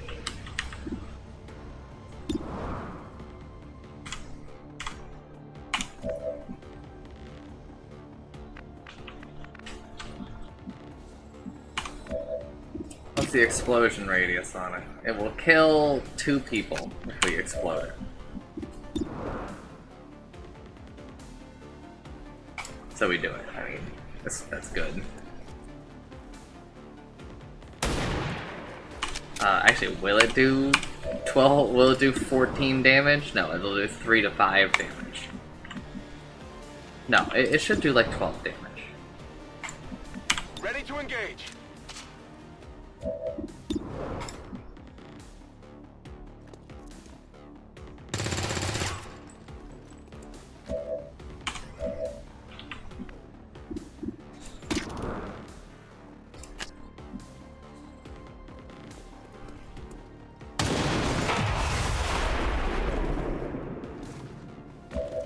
6 damage?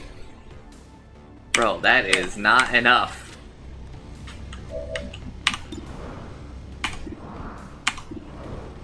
I know that it just blew up all their cover and shit, but... You know, I was really hoping you would, like, kill 2 people. Kill confirmed. They're repositioning on us!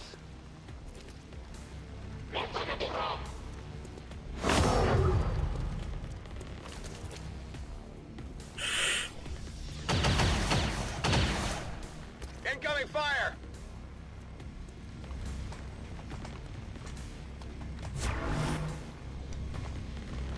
Santiago's dead, I think.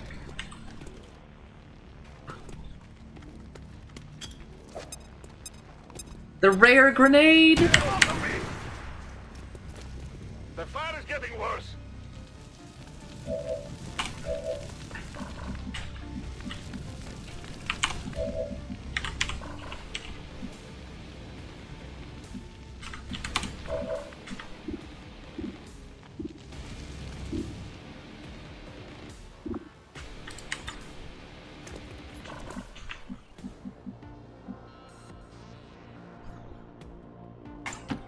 Seems doable. This is rough. Boom! I think I'll always play on this setting from now on, though. This is so much more tactical.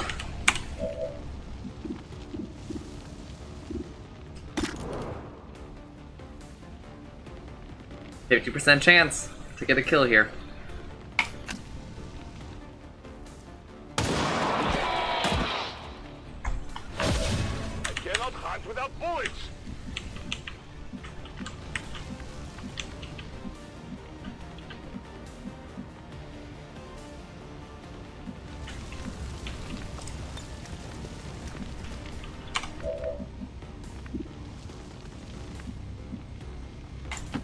Moving to position.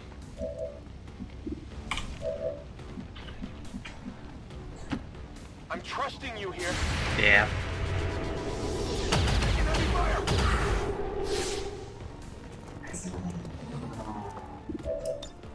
Gotta check. Accessing system.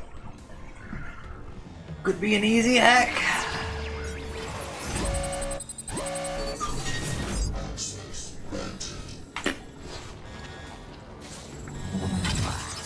Answers online. Yeah. Oh, nani? I just said Sansa. Oh, I thought you were. I thought you said yada. Get ready for a surprise. I was to say oi.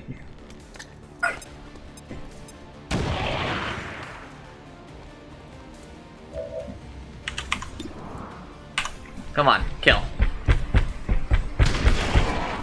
God, the shotguns are so amazing. Hostile neutralized.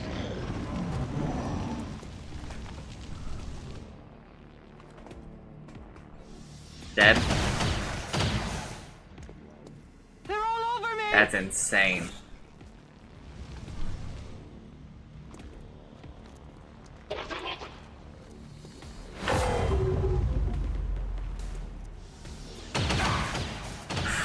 Taking a lot of damage.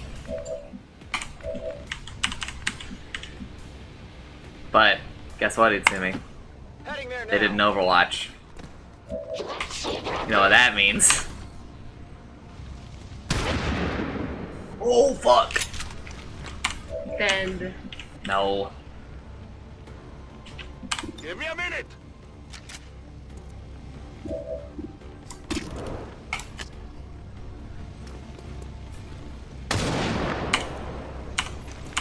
I can't let that happen again.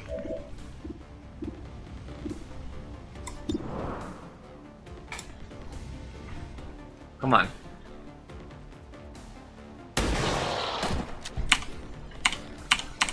You know that was good.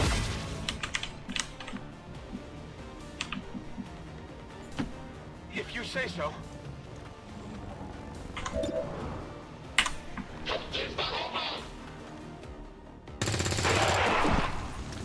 I definitely got that one.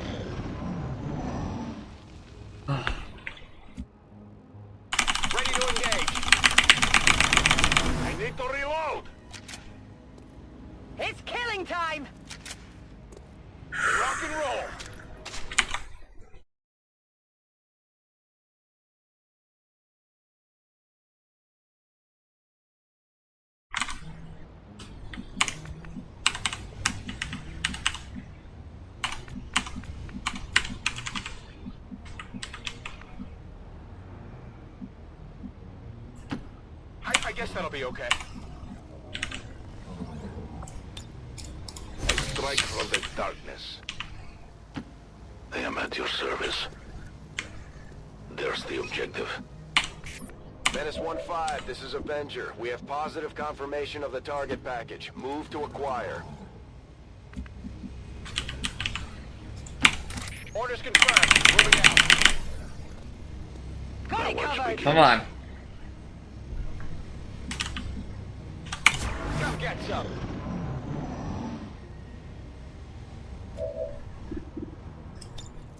I'll take a look.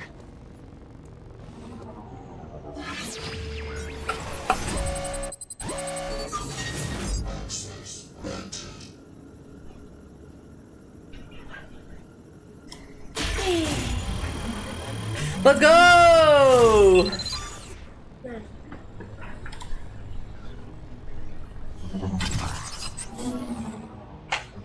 Got it. We've got the gear. Menace 1-5, status confirmed. The charges are inactive and the package is secure. Eliminate any remaining hostiles near the AO. Infiltrating their system.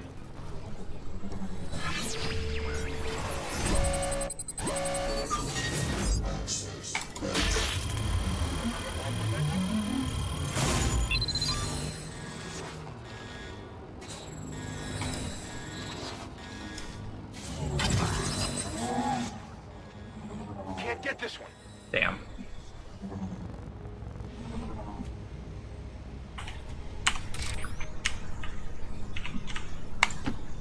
Book says I am to obey. Got it. Watch closely.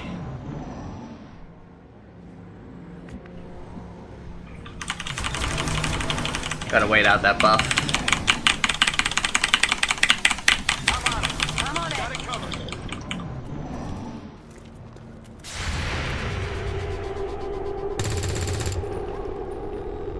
Yeah, I didn't get it. But forces sighted. Something happened. Come on, gamers. I'll get him next time.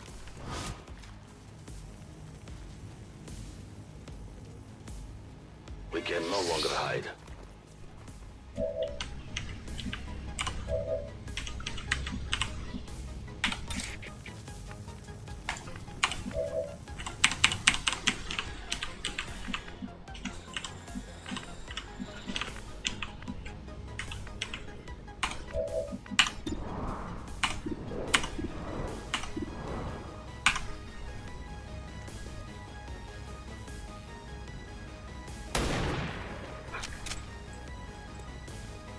Target still up.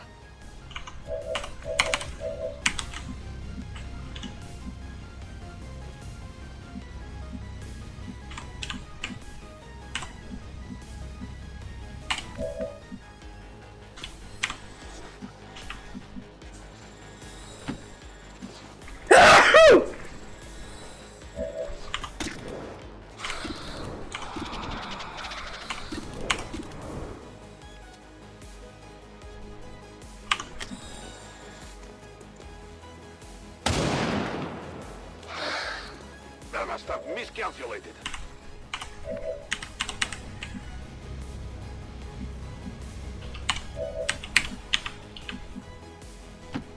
I'm trusting you here.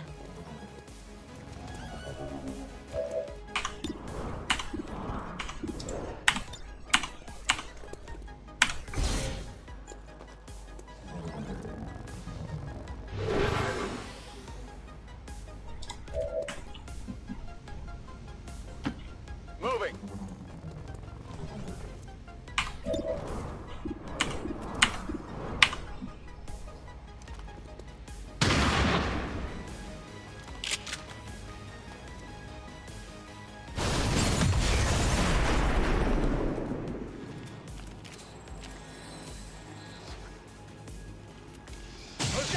Really? Didn't think I'd go out. Alright, we're gonna have to reset.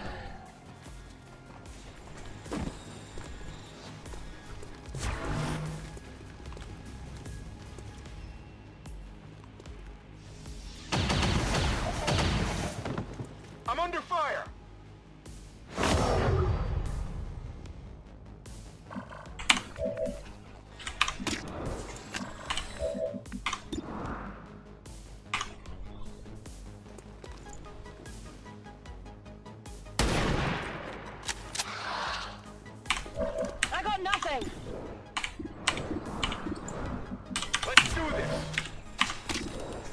Loading fresh ammo.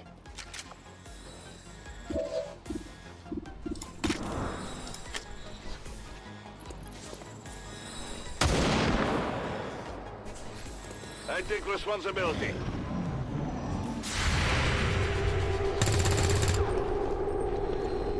Come on.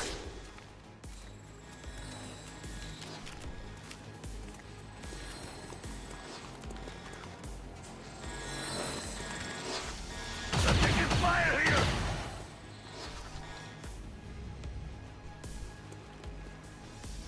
Now we're hurt a little.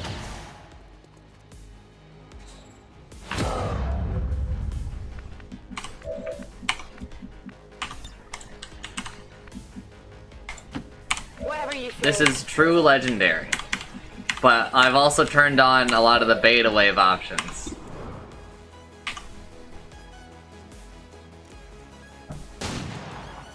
So everybody has double health. Not even close.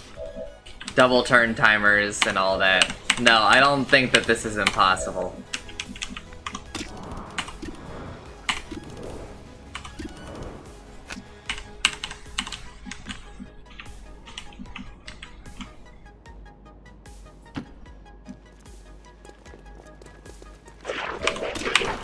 I'm not sure if my mod works for me anymore. I lose.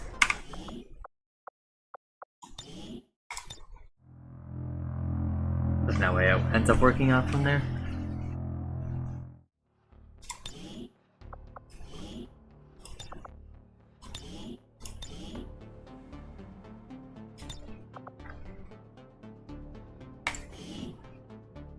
But Chancer is online now, so.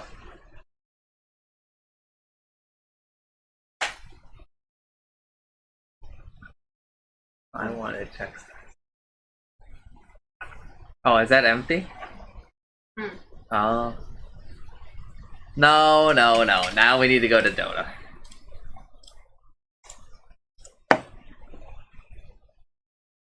Assuming. I know you just got up here, but can you go check the front door? It's really important.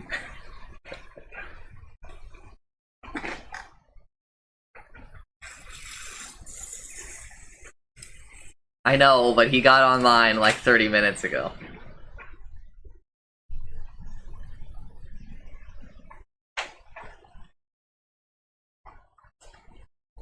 Whenever I upload a video about my Mario 64 optimization project, I get asked about implementing the famous fast inverse square root function made famous by Quake 3. This algorithm computes 1 divided by the square root of x only with simple operations by exploiting neat properties of how the computer represents floating point values. This allows you to skip computing a square root directly, which is usually very expensive. And old computers often had to run much more expensive approximation algorithms like this one here. I will explain to you why most of the time this is a bad idea.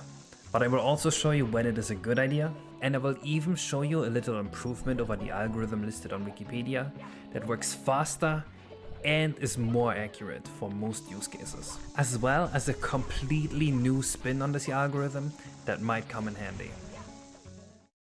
The problem with using the fast inverse square root algorithm is not that it is a bad algorithm, but rather that most of the time on the N64 we have a much better option available to us. The N64 has special hardware. Oh! Is it really that heavy? No, you're fucking making it seem like it's fucking heavy.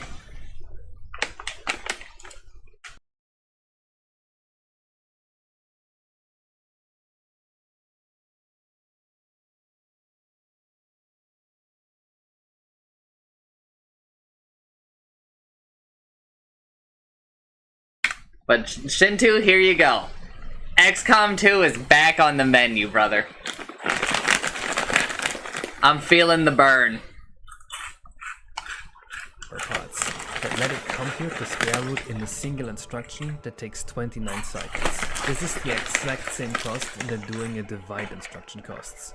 So if we compute 1 divided by the fast inverse square root of x instead of the square root of x, we really just tack the cost and accuracy loss of this function on top, which is all around terrible.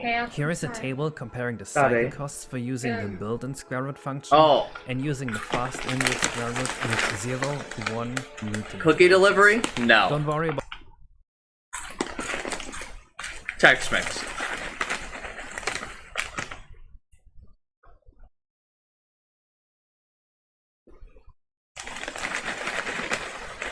Yeah, I'll probably go back to my other campaign and finish it.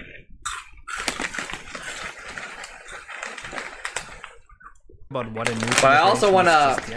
It's just a cheap little thing. I'll do a more modded playthrough, but I want to finish Utsumi's playthrough first, so I don't have to disable and enable mods, right?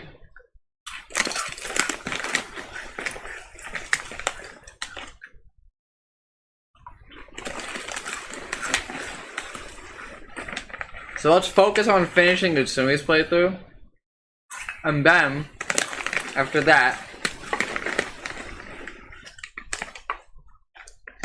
we will finish my playthrough, right? Because I don't want to show her any spoilers, right?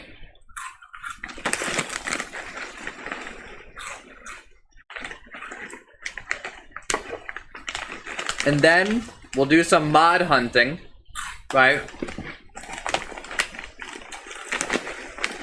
I'll get like you, Nameless, and I to look for some mods.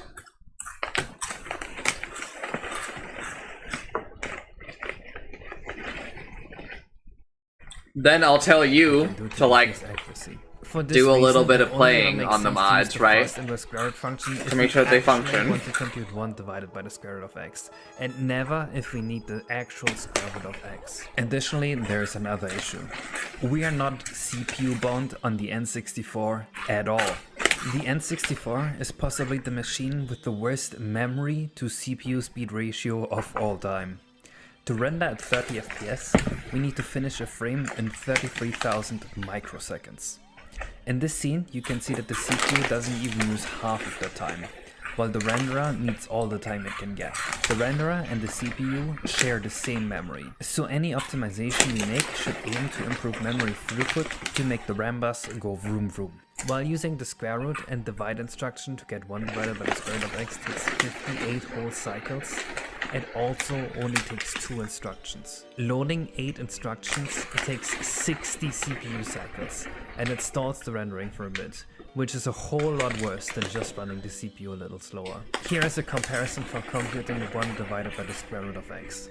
If you look at the graph, you can see that the instruction count for the fast inverse square root is higher, regardless of how inaccurate we go. This is because, while the fast inverse square root uses a bunch of quick-to-run instructions that just move numbers around in memory, it has to use a lot more than just divide and a square root instruction. There is one saving grace here, and that is cached code. The cache is like a memory that the CPU can use all by itself very quickly, without disturbing the renderer. It can hold 16 kilobytes of information, and it's our best friend as far as optimizations go. If our code is already cached, we don't have to pay any cost per instruction beyond the first caching, making this negligible. I've rewritten Mario 64's graph render engine to fit all into one block of code cache. What the fuck? If we use this somewhere in engine, we can avoid this cost and make this whole column irrelevant. But even then, there's another issue with the fast inverse square root function. The accuracy is reduced. We can use this for any type of code that values the accuracy more than the tiny performance benefit that this offers. In this video, I've used the fast inverse square root to normalize the view matrix. And while you might not be able to see the accuracy loss right away, I think the accuracy loss is more noticeable than the 0.5 microsecond CPU gain that this algorithm offers per use. All of this means it's looking very grim for the fast inverse square root function ever being useful.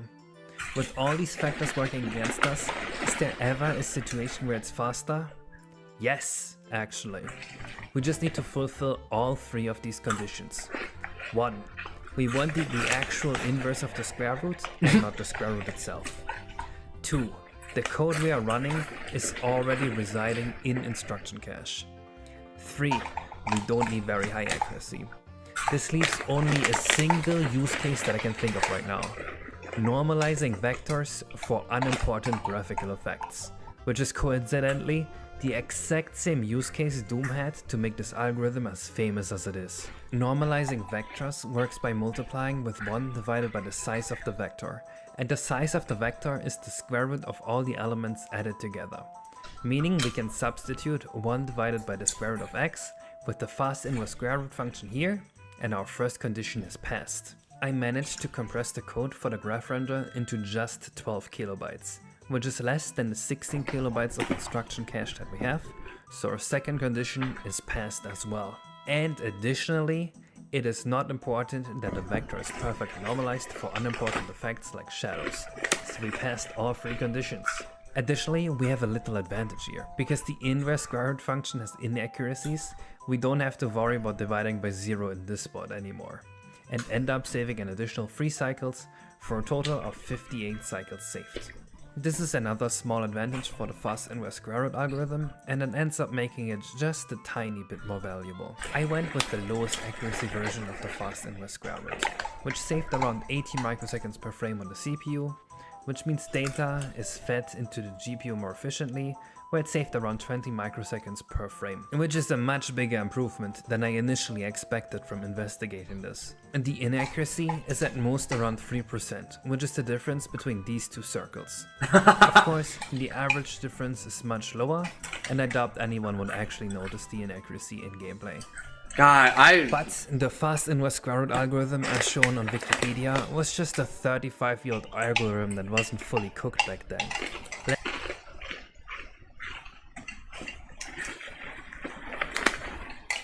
I could listen to fucking Kaze talk about this all fucking day.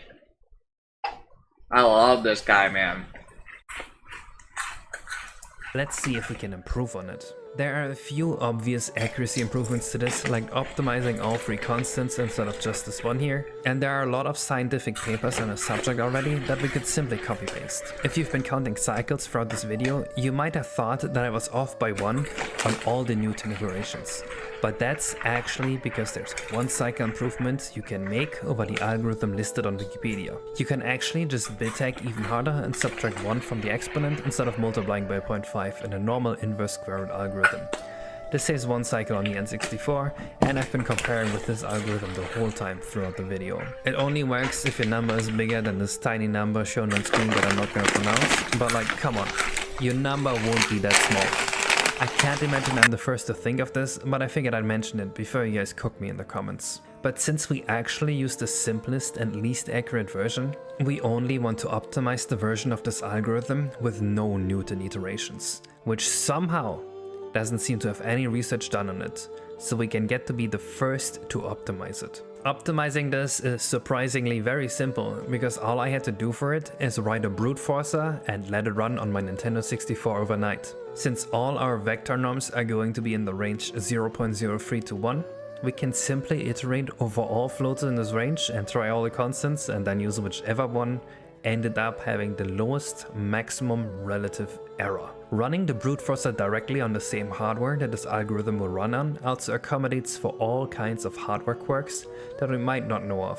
After letting my N64 run overnight, the best constant it found was 0x5F378171, which is not far off what Doom used at all and improved accuracy by just 1.9%. One other idea that Silaslock had was to not compute the fast inverse square root, but instead compute 2 separate approximations for the 4th inverse square root using 2 different magic constants to cancel each other's error out, and then to multiply them together to get the inverse square root.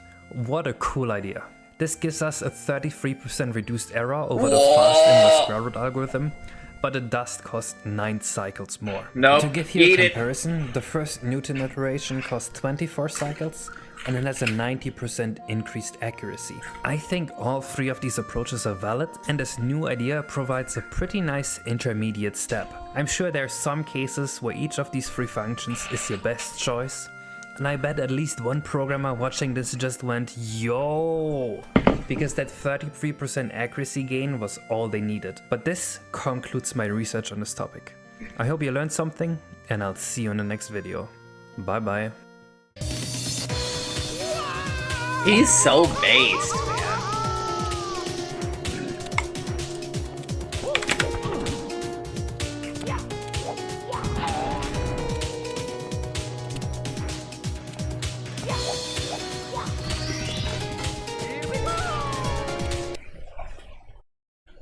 Whenever developers talk about hardware problems, man.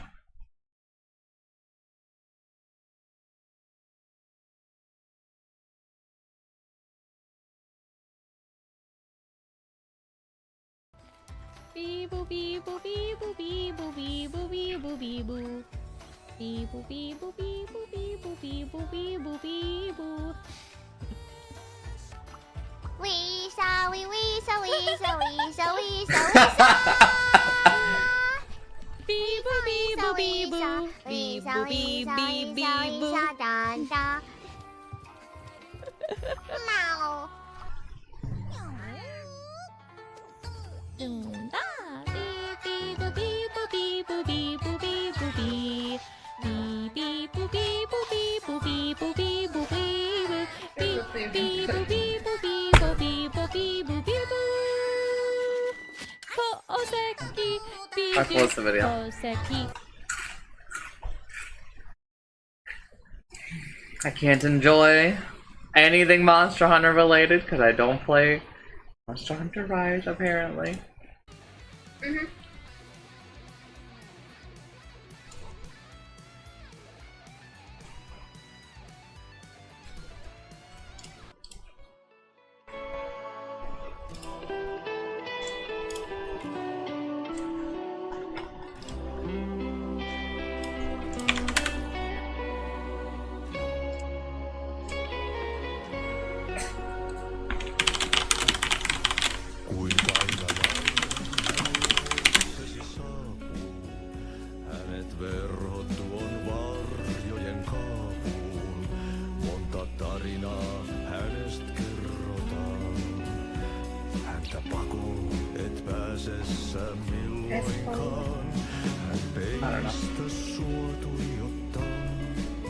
I don't think so. Norse, maybe. Norwegian.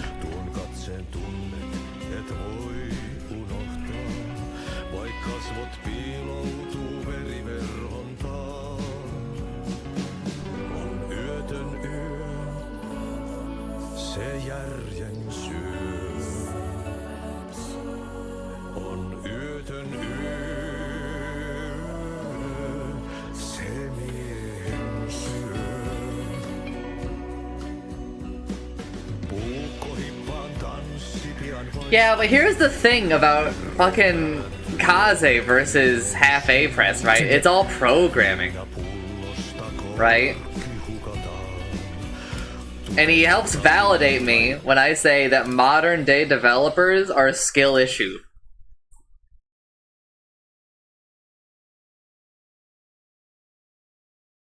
Right?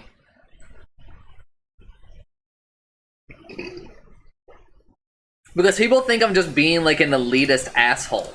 When I'm like, hey, when a developer tells you that like we need a new console because like they can't make the game that they want to, they're lying to you. They just suck at programming, right? People think I'm just being an elitist asshole. And this motherfucker proves that I'm right.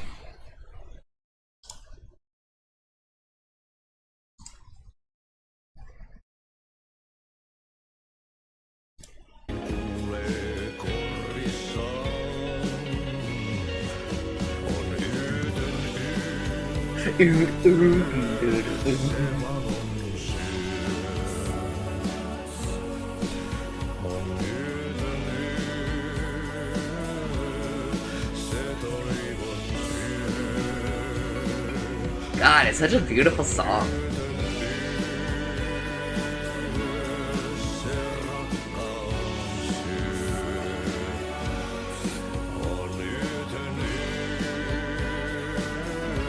I mean, even some of Nintendo's new stuff is actually, like, a little bit optimized, because I'm pretty sure that Pikmin 4 is at least a bit optimized.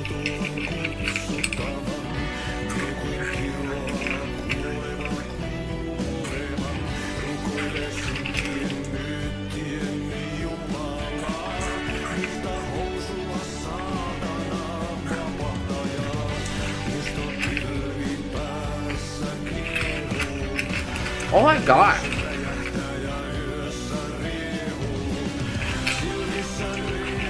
Oh my god, this is so important to the story!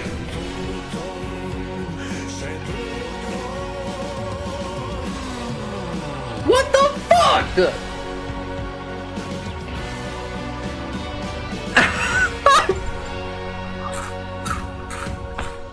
Dude.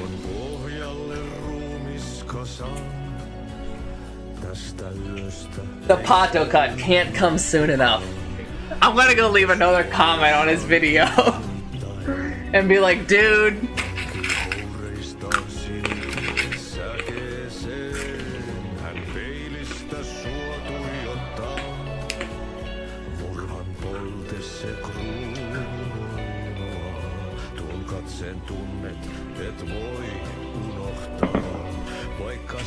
But yeah, I think Nintendo are literally the only people who still give a single fuck about optimization.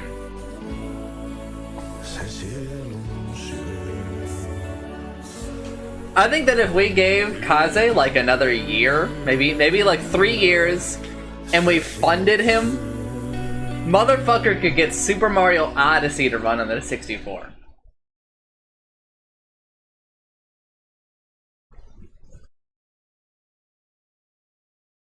Spoilers? Like, only if you understand Norwegian, I think.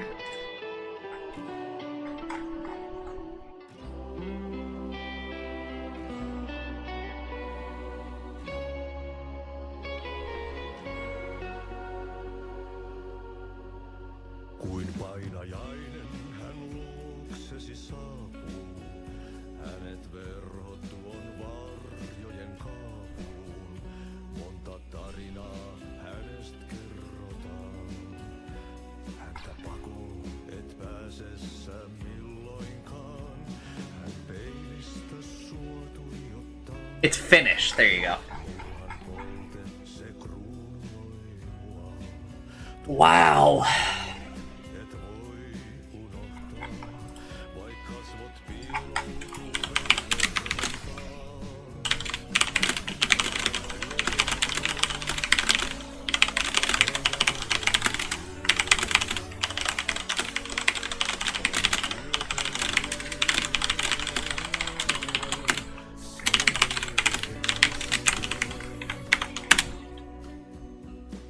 So chances online, huh? Yes, but I don't want to start a new run, get a little bit invested, right? You know how much I hate leaving in the middle of a mission. Mission 2.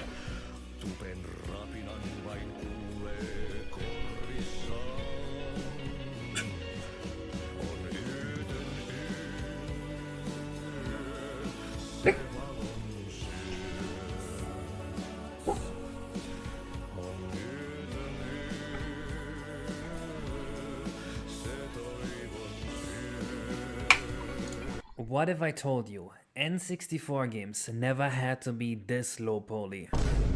This console is much more of a triangle crunching powerhouse than anyone gave it credit for. Here is a 10,000 triangle scene, recorded off of my N64 at about 30 FPS. What the hell? There's no culling here, and the N64 is just powering through all 10,000 polygons. Most Mario 64 levels had just around 1,200 polygons. And if you really know what you're doing, you can get away with way more than 10,000 triangles as well. Let me explain. I've been developing this Mario 64 mod for a while now, and I've had to delve pretty deep into how the N64 hardware works to get the absolute most performance out of my polygons and engine. This game runs on a complete rewrite of the Mario 64 engine, and pretty much the only thing that's left intact is how Mario's movement works. The idea behind this game here is that Mario comes back as an adult to visit the Yoshis after the story of Yoshi's Island and returns the favor of saving the day. This game is full of Yoshi's Island references and characters such as Poochie, Spear Guys, and of course has tons of Yoshis living in it. This video is recorded directly off of my Nintendo 64. It runs at a pretty stable 30 frames a second, and if you enable the option to remove the frame rate limit, you can often even get up to 60 frames per second. Despite this level rendering 4 times more polygons than standard Mario 64 levels, it runs smoothly on native N64 hardware. And here's the kicker. Optimizing the triangle count was the least of my concerns. Curious how this is possible?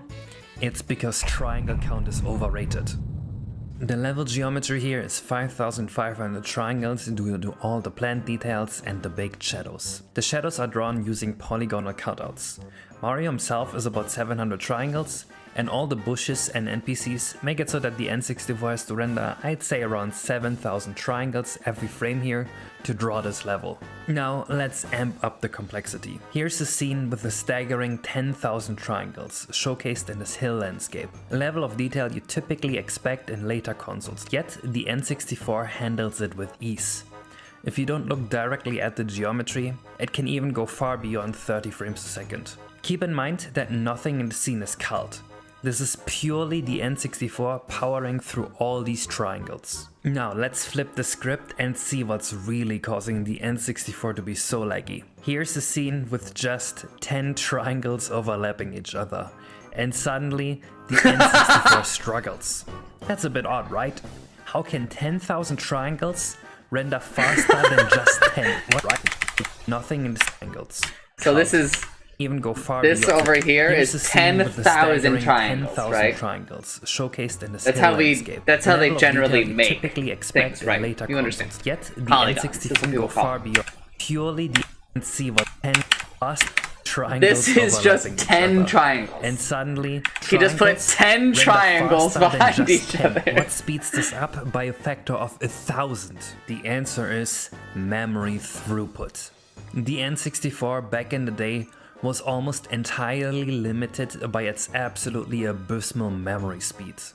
When we look at the setup of 10 triangles overlapping each other, they cover the entire screen and also all draw over each other. To render a pixel from a triangle, the game computes the depth of the triangle at that point, then reads the Z buffer for that pixel, checks if it's nearer to the screen, and if it is, it computes the color of the pixel and then writes it to the frame buffer and writes the depth to the Z buffer. In this scenario, every depth buffer value and every pixel on the screen gets written to and read from 10 times, due to the overlapping triangles, which is a heavy task for the N64's memory. Let's crunch some numbers.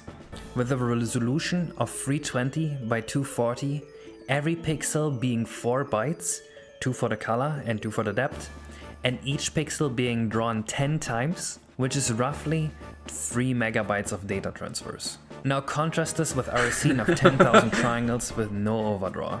Here, most of our memory transfer footprint is not from overdraw, but from loading the triangle vertex data. Each triangle has around 32 bytes of data to read, totaling about 0.3 megabytes of total data. That's only a tenth of what drawing 10 triangles look. Of course, that doesn't mean it renders 10 times as fast, because if you have this many triangles, suddenly the triangle count does become a bottleneck, but in any reasonable game, it is fair to say that it's the memory speed that's the bottleneck. So how can we tackle the memory bandwidth issue? There are a few strategies we can employ to keep this problem at bay. Firstly, the most straightforward approach is to avoid overdraw. For instance, instead of laying blocks on a flat triangle plane like so, we can cut out the middle. This avoids overdraw on all the pixels that would be under the block. Yes, this bumps up the triangle count, but the trade-off is well worth it, since it allows us to skip the entire pixel drawing process for quite a few pixels. Second, for background geometry, we can turn off the Z buffer reading and writing, rendering it first. This trick allows other geometry to draw over the background, looking identical, but at a much lower cost, because it allows us to skip the Z buffer reading and writing process from the whole pixel rendering. Another effective strategy is sorting geometry based on its proximity to the camera, By drawing triangles closer to the camera first, we can fail the Z-buffer check for geometry behind it, which lets us skip the frame buffer drawing steps of the pixel drawing process. And our last tool is just write better code. By reducing how much memory our code fucking accesses, true. we can keep the memory pipeline clear for the drawing functions and speed up our whole drawing process. I have a video up on my channel, for example, about how turning the sign functions from a lookup table that just reads the correct value from RAM into a mathematical Oh my god, bro! function that computes the trigonometry stuff on the fly if you want to see an example of this. Wise Guy tested Ain't this no a one gonna long do while that. ago and found out that with a He's busy built different. CPU, your drawing can be slower by as much as 70%. Even if the CPU is not a bottleneck in the game, making the CPU faster or even slower but just less memory land can increase your frame rate. This is the principle behind a lot of my optimizations that each save a microsecond here and there. What should we do with all this knowledge? These optimization strategies shape a distinct level design approach that shines on the N64. To avoid overdraw, you should have no big geometry in the middle of your level, because that will cause overdraw everywhere. If you do have to use big geometry in the middle of your level, make sure to render it first. You can add a simple background with no Z-buffer to all your levels pretty cheaply. This level here showcases that effect pretty well. This is something I do basically every time in my levels, and you've seen it in my videos before. I believe this is how modern game engines do it as well. And by placing geometry all around the peripheries of your level, you can prevent most of the overdraw and have something that performs really well at high poly count.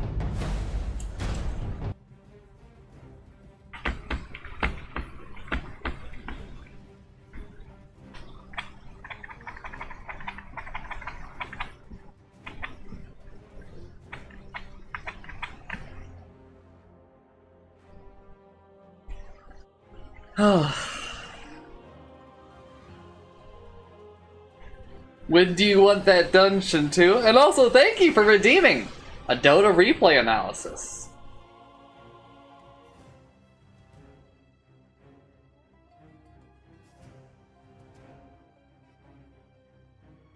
What is a miser?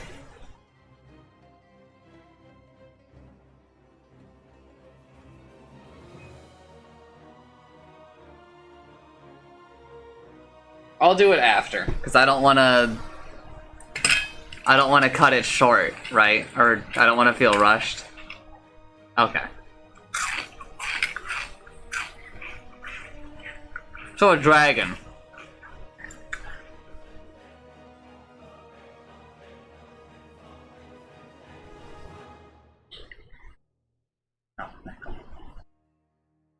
And full of cat.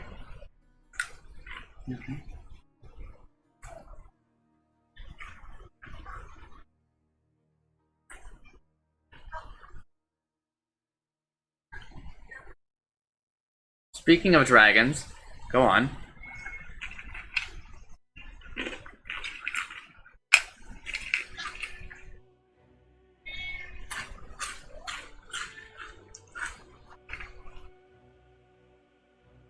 What's up? It's Jakiro. Ah.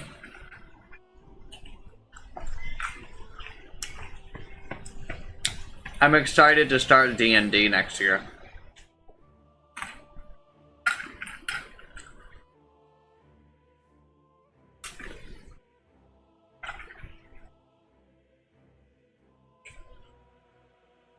Yes. Jensen says he wants to take a crack at it. We'll be starting up next year. That's when he says he will be more available. They will still be on Tuesdays, though.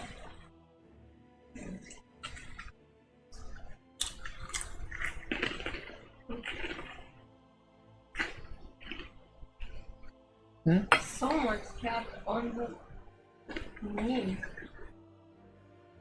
You're so jealous.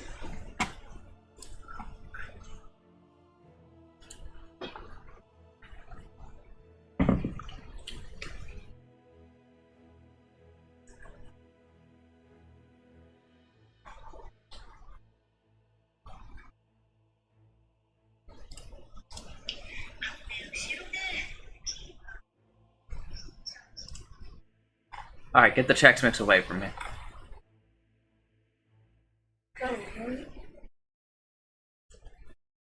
It's too strong. It's silly.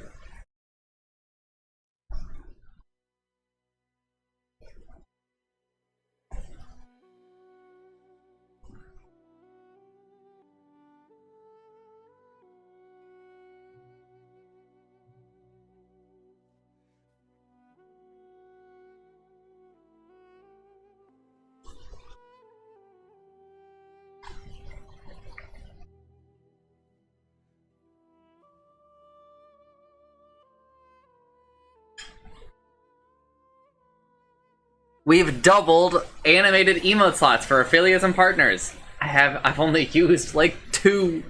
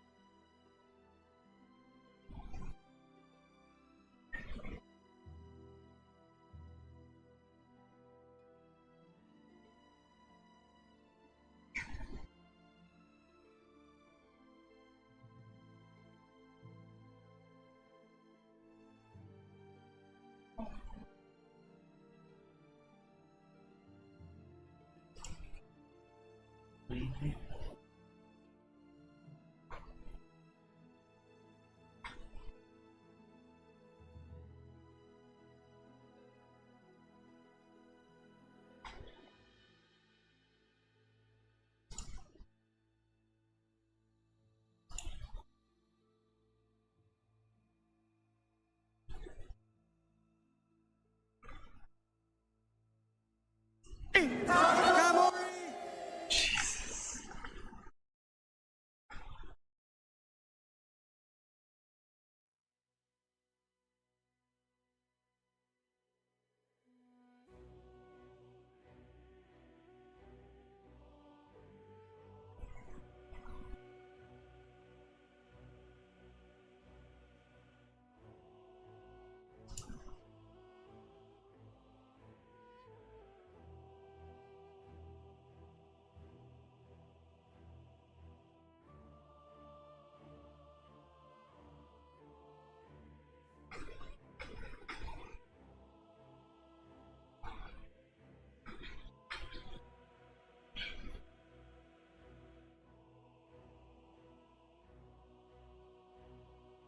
Love doing. Jesus. Twitter? For the American Heart Association. Best Friends Animal Society to support extra life. I will simp for St. Jude until I am dead. It's for the kids. For the kids. For the kids.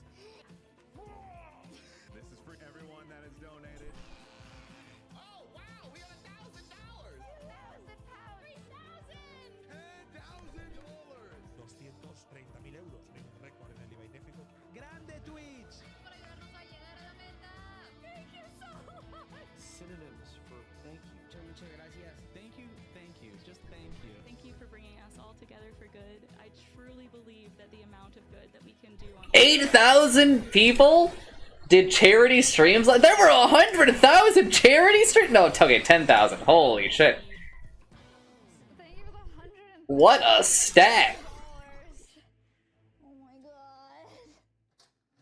Oh my god. Oh, I love Twitch charity. This is the best week ever. Have you guys?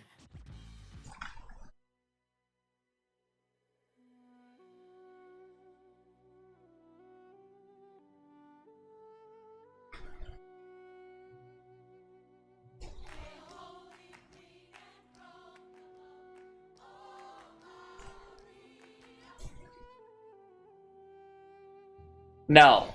Charities are like a slightly regulated thing on Twitch. They are going off of the statistic of people who started their stream with the charity stream thing. I don't believe that I can start a charity stream with the charity being me.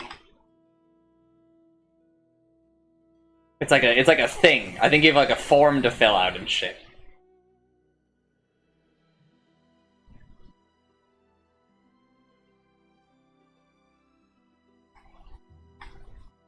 It's a sick thing that they've actually done in the past, like, 3 years.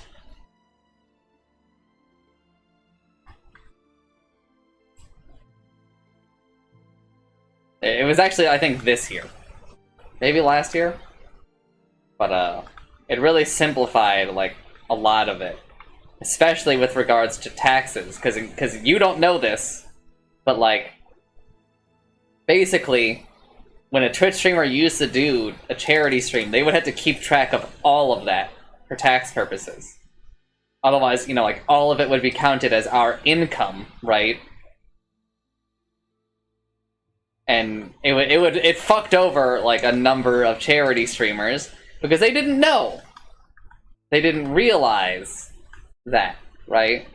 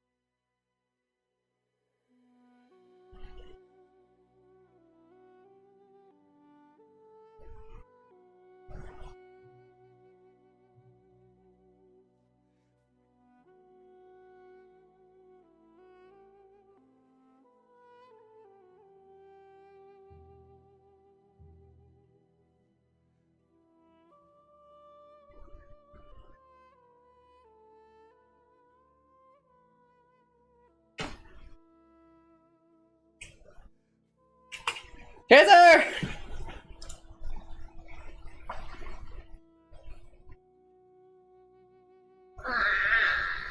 I cannot wait for Chancer to get on and then say, hey, we should do late Dota. And I'll be like, ah! You bitch! Huh? Nani? Good. Communicate using the game. Alright, here you go. Here's my communication on DM. Suck my nuts. Or your message, like... He's not online on Steam. So I can't Steam message him.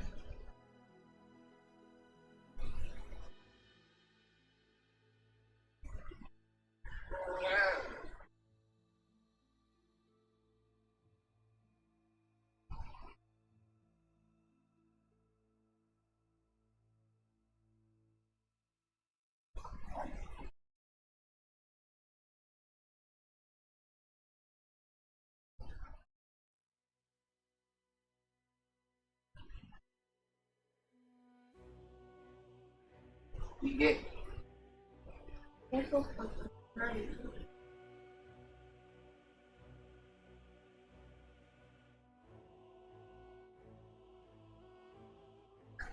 Does my hand, do my fingers smell like Chex Mix?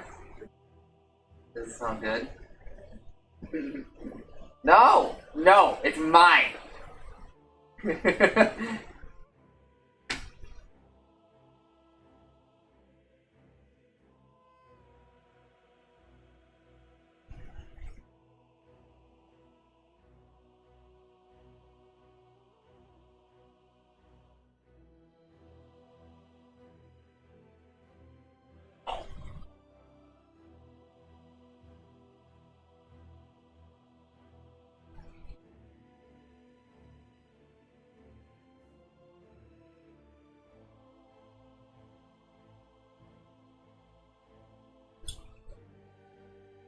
How much of my life is spent waiting for Chance to get on?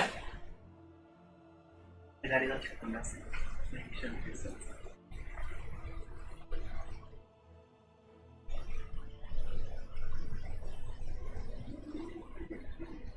Yeah, but I don't think I could support all of Chancer's family. But again, Chancer doesn't want to do it. You gotta convince him, not me.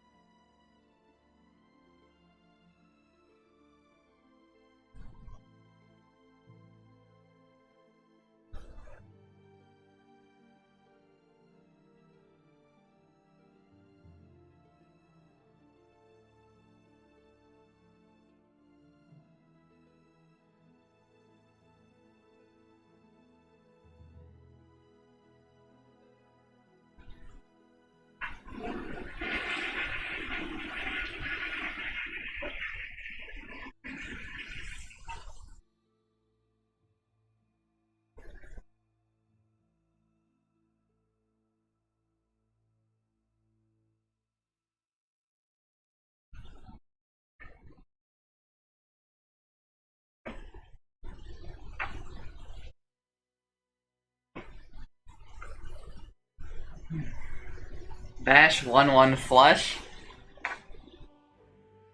You better watch it over there, you might get one. I want a new emote.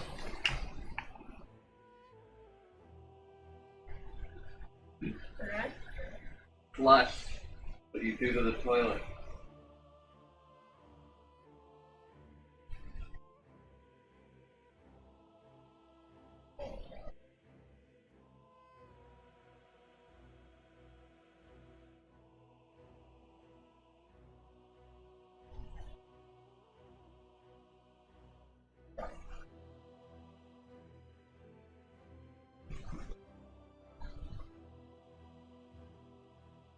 It's so good.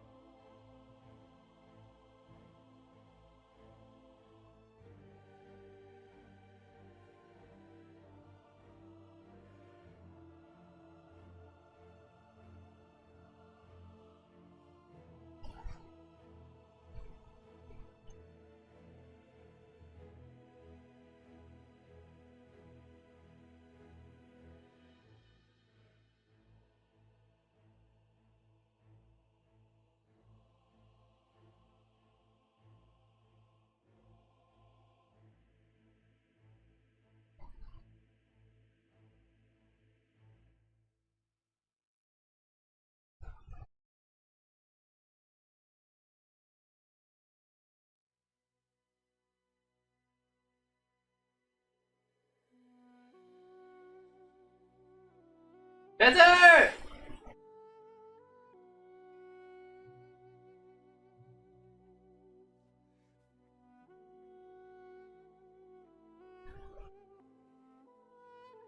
Desert!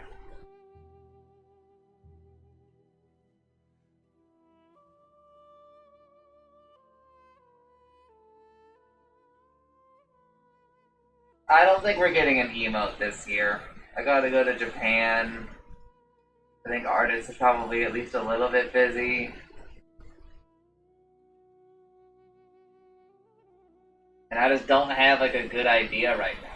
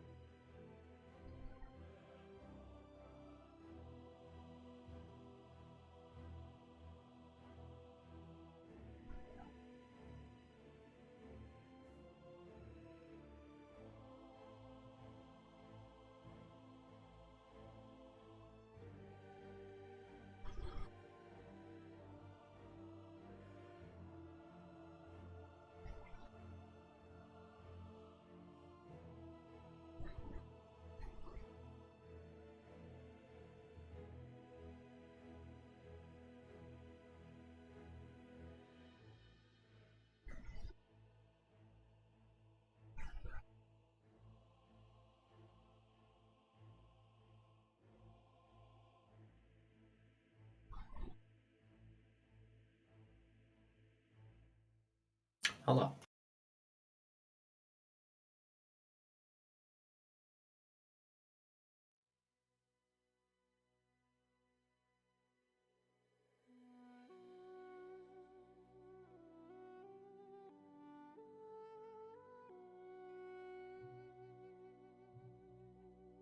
It's her. Oh, he's here.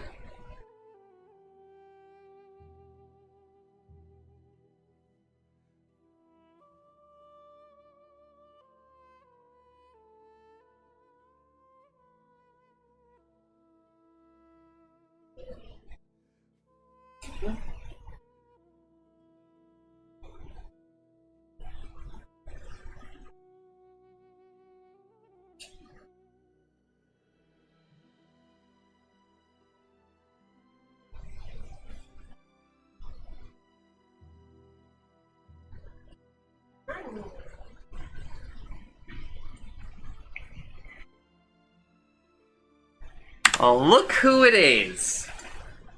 Utsumi. Utsumi!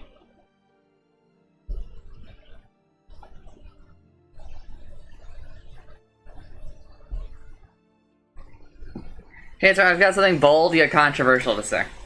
Okay. XCOM 2 is a good game. Can't believe you'd say something like that. Also, Lethal Company got an update. I saw.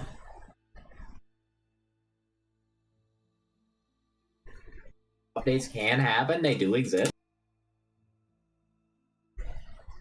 It doesn't really seem like much. Yeah, just like a little thing. Kind of looked like in the trailer there might be a new enemy or something.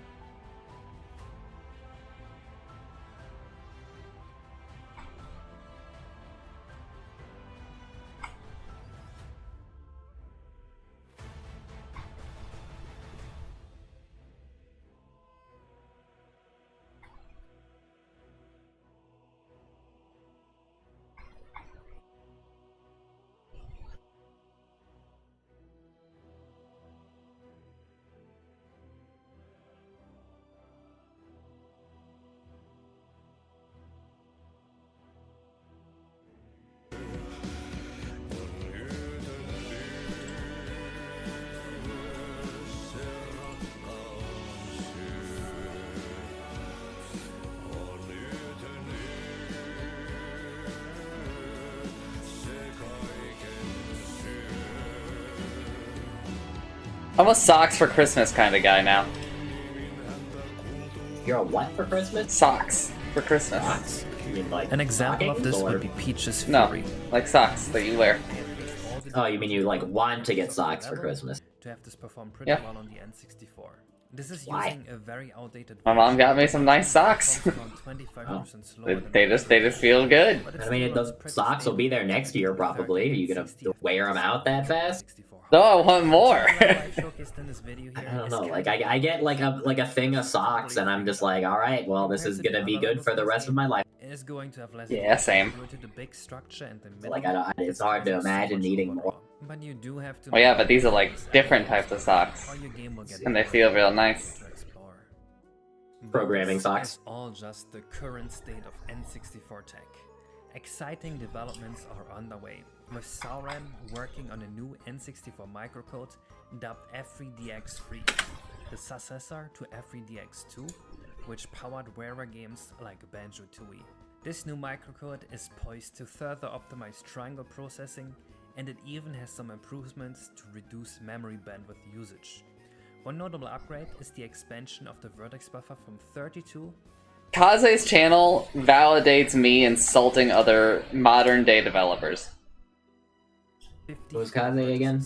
Kaze is the guy, Rambus, Memory Broom Broom. nodes and a bunch of other Oh, that features guy. boosting Yeah, memory okay. throughput significantly. Just that's because not he all. does videos like Besides Rambus? performance Yeah. enhancements, F3DX Where he I gets think shit. he might be built a little features different. like ambient occlusion or even cell shading to the table, adding a whole new bag of art styles that will be viable for the N64. I'll link to a video about F3DX3 in the description below, so feel free to dive in. Looking ahead, these advancements mean that the significance of triangle count will continue to diminish. And as for my project, Return to Yoshi's The hell, Island, like 10,000 the journey triangles continues in to a fucking completion, N64 game? and He's crazy. hopefully you guys stay with me during this journey. I hope this He's not exploration crazy. piqued your curiosity and enriched your appreciation for the technical details behind the scenes. If you're keen on more deep dives like this, or just eager for a nostalgic return to Yoshi's Island, make sure to hit the subscribe button. There's much more to come, and I'm thrilled to have you along for the ride. See ya!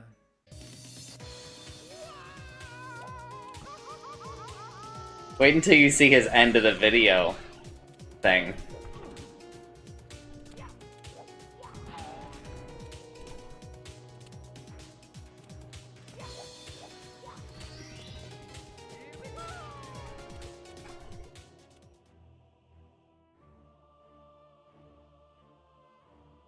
This video has been sponsored by Surfshark. Hello everyone! If you've ever thought about hair for even a moment, you could easily conclude that it's probably hard to render. When even movies are struggling to get good hair CGI, How the hell does he he's recording directly off of his Nintendo 64? Is there like some thing that lets you do that? What makes hair so difficult to model? And how are video games solving this problem?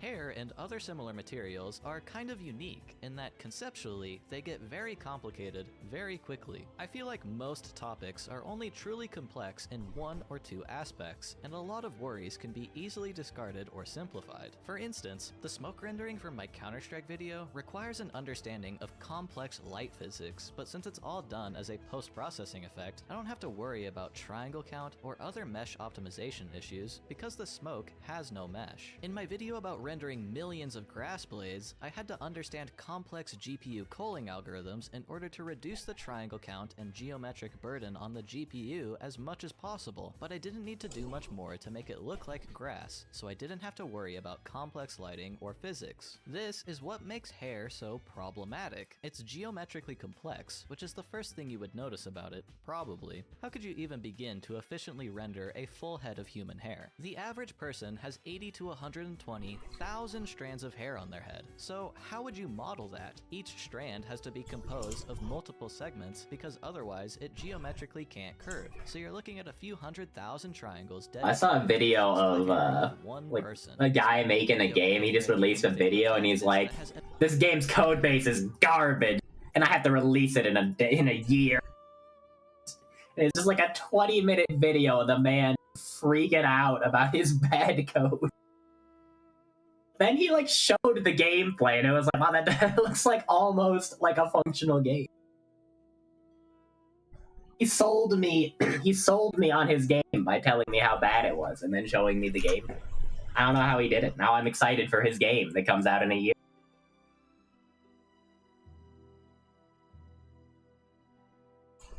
Look. I know. And then. Ooh. Ooh. Ooh. Ooh. Look. I know. And then. Ooh. Ooh. Ooh. Ooh. Think we'll ever get a Dota game though? No.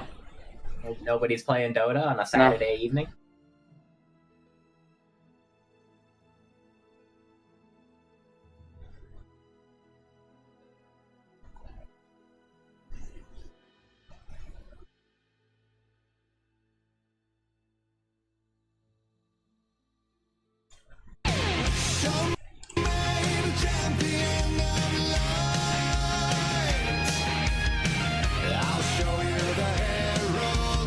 What? The dome?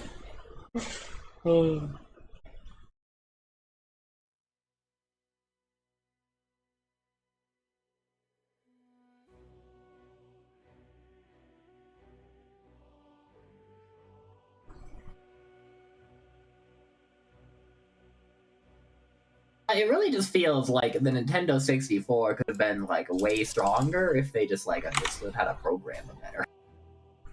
I think that same thing could be said for like literally every console. Yeah, but this is just like one guy. That's It's like, not doing just this. one guy. He talks to some other people about shit too. Okay. There are other people crunching some numbers.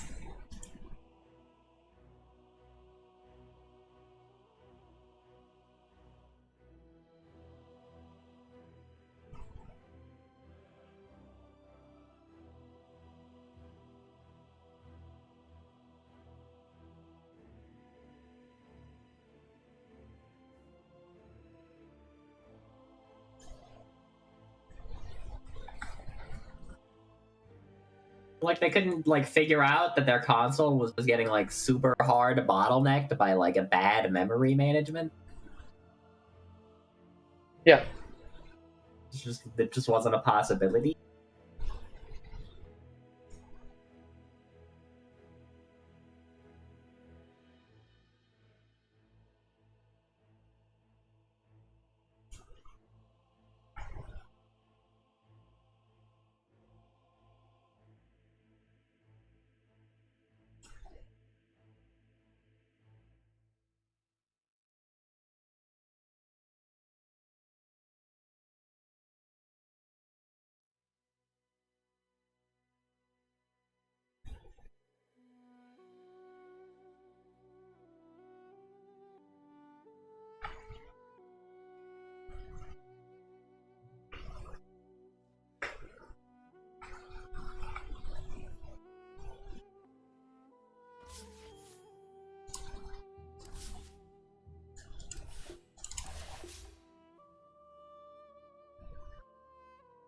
My ass is about to restart fucking Dota. Aren't getting a damn game. We could. Do you want to restart though? Yeah, I'm gonna restart.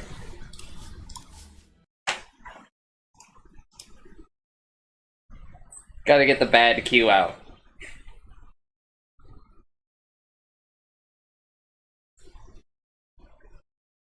I love XCOM 2, but I do need chrysalids not to bug out.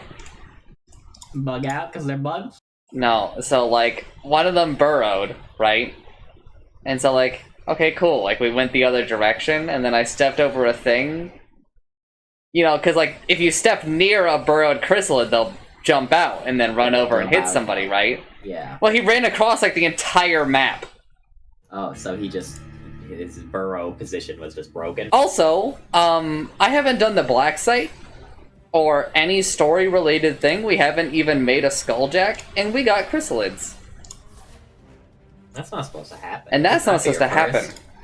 Not for your first terror mission. Well, I mean, we're on like the third or fourth one, but like, don't they just shut? How do they? no, their progress is gated by the portal.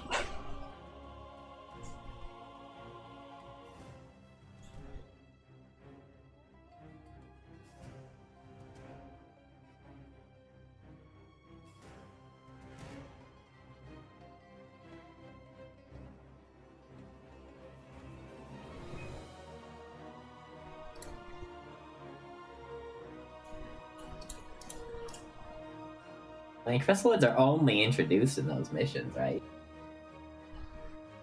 Let's see. The first one, you see the faceless.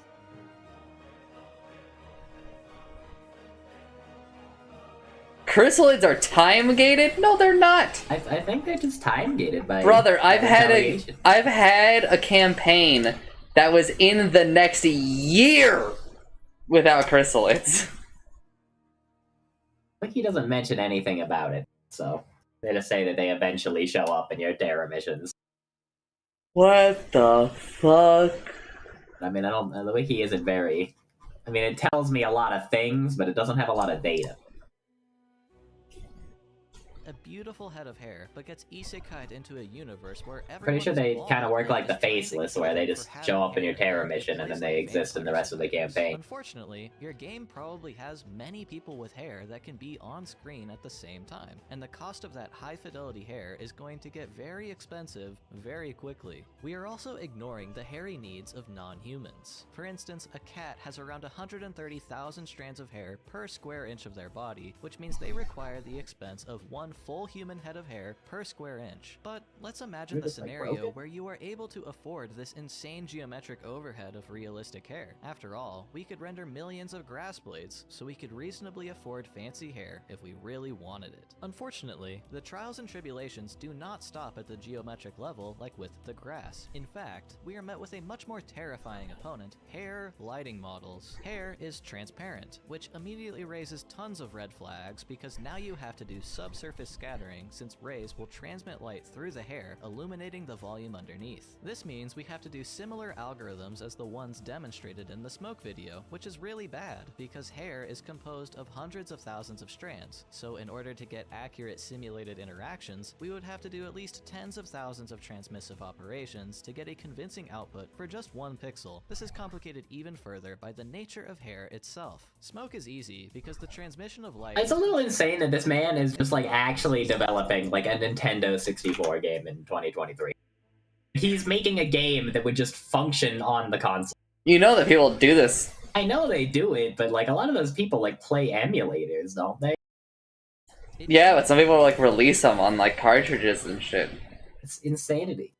Trihex used to take some of like the ROM hacks, like the people that he knew, and he would put them on ROMs for people and then send them out. So he would send out like actual you cartridges. Could just put them on ROMs. You could just buy like those like cartridges. Mods. You could just buy those mods, yeah. Huh. Like, how do you get your hands on just like a Nintendo cartridge that is blank to put it on there? Well, you see, a Nintendo cartridge is actually 80% wasted space.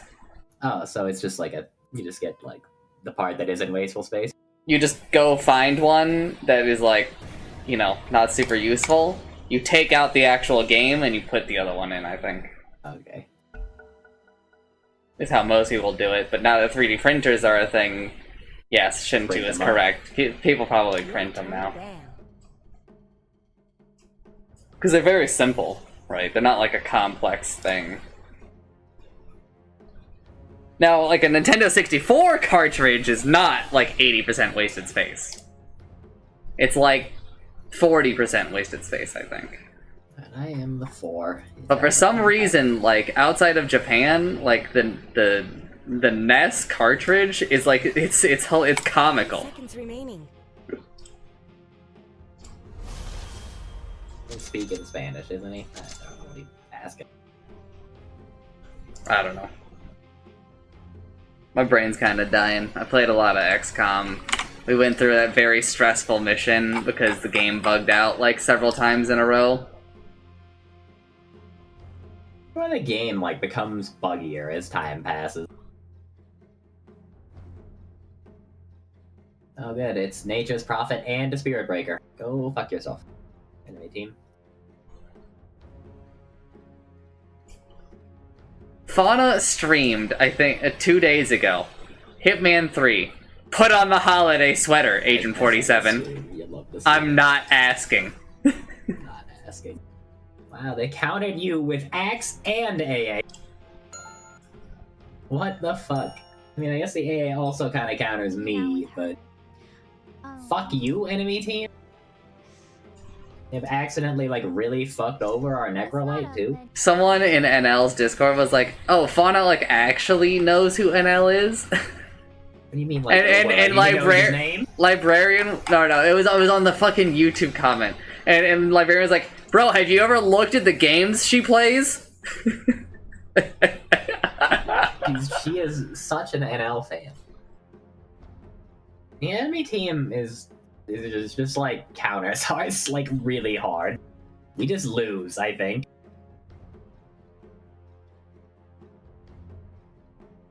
Bueno GG. Isn't that just a good? Dude, maybe I might watch The Last of Us Part 1. The show? No. The game. Patolog's doing a playthrough of it, and I mean... Oh, I mean, that's, you'll know it's a cinematic masterpiece. The Pato cut, man. Why not? I mean, I hear the first one, isn't, as bad as the second. Like, the story in it is, actually, a little interesting, but I don't really know. I've never seen it myself, so... I'm pretty sure, the second one, I don't even think Druckmann was on the first one. At least, not in the same kind of position. Oh, also, I found another song in Alan Wake 2 that actually is, plot relevant. That I didn't know about before, because, the guy we watched. Did that man just say, "Don't stop talking and play"? No, don't talk. And play. Is it DMCA free, though? Who knows? I think he was worried about it getting DMCA'd, but, I have to imagine that the old gods of Asgard are not coming out here for us. He'll be fine if the song is in the game. Okay, well, I wouldn't go that far. I think you'll be fine if, the old gods of Asgard song is in the game. I wouldn't go for the cut-in songs, because those are, definitely licensed.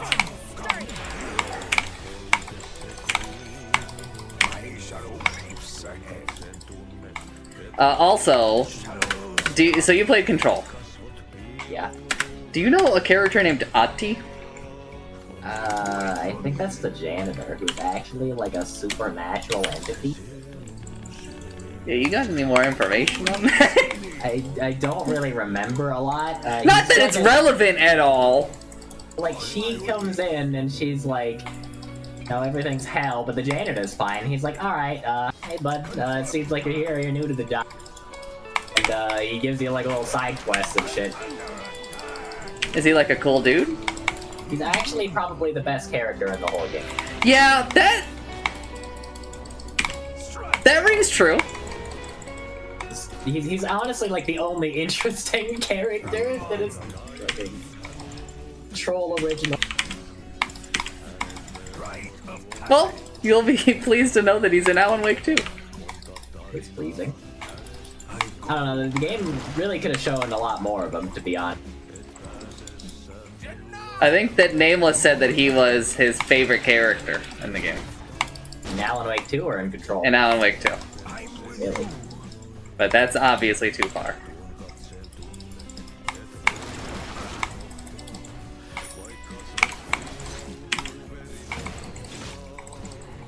On my way. Of course. Also, he knows Finnish. I just know everything. He's a god or something.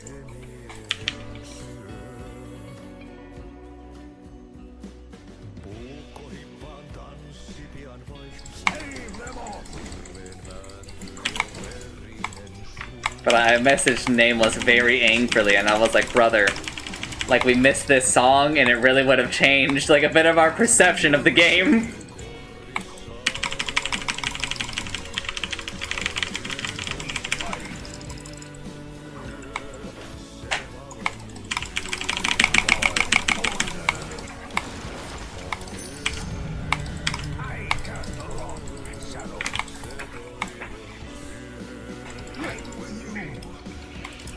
I wish he just didn't want that guy to do that.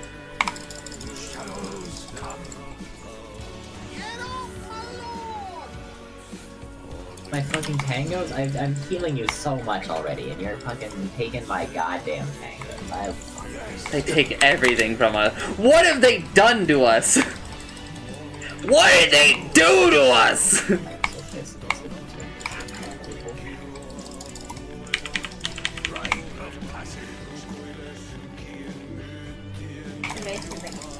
I wish he picked a hero that wasn't Timbersaw, because we can't do anything in this fucking lane. There's like no killing anybody, because he needs to hit level 6 to do that.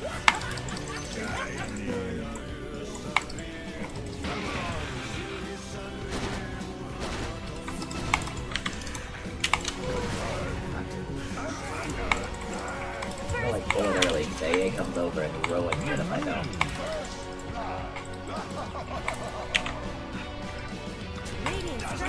We're getting XP, I get.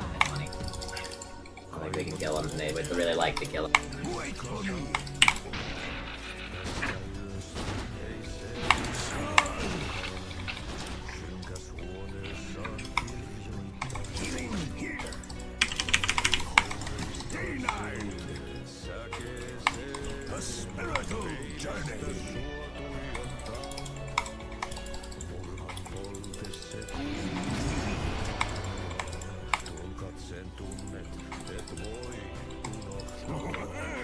Oh my god!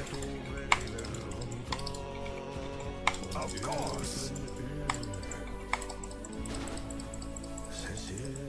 Ask and you'll receive. Man, this sucks.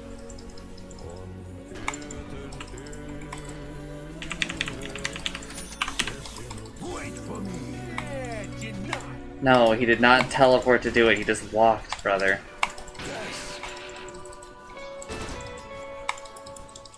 Seems to be an AA that does not skill just punch though. Or at least he's not very much. Shadow to shadow. Look at that. Radiant's courier just got killed. I'm with you.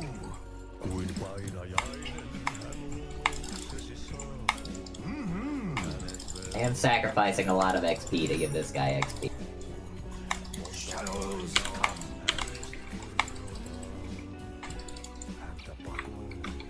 confirmed.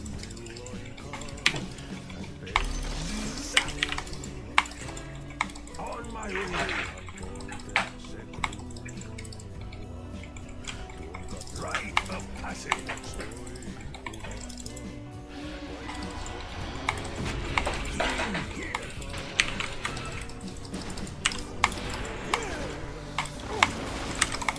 Shadows keep you. I go where I need it.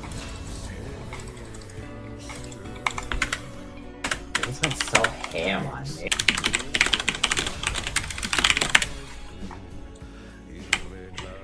Muted.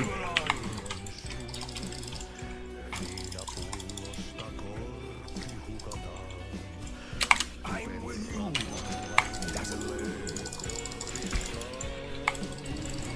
Who needs healing? My shield broke and pulled the creeps too early.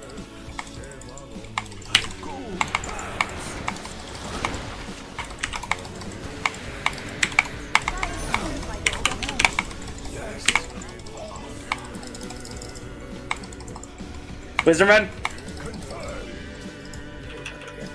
You're not gonna make it, brother. Wait for me.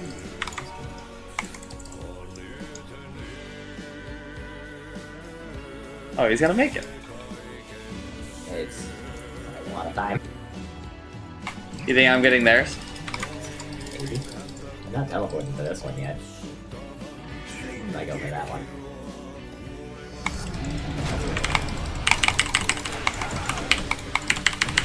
Wow! Wow.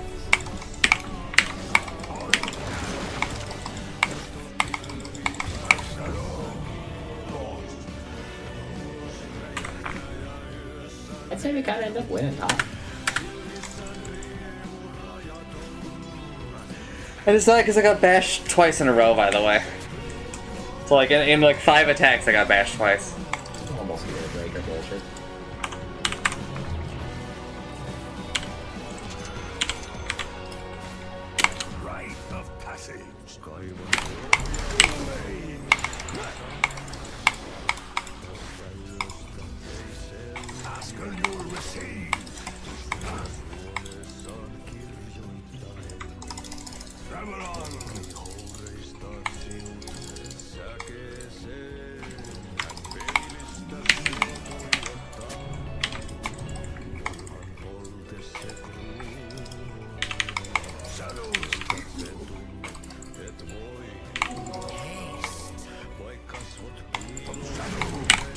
Fucking okay.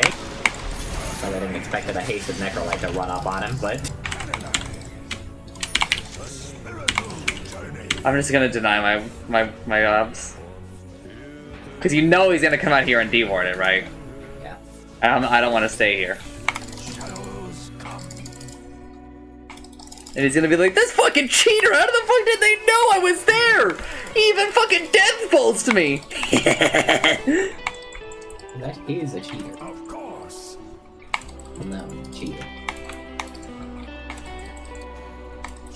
You know, they added another easy camp for you to farm near the lane that doesn't...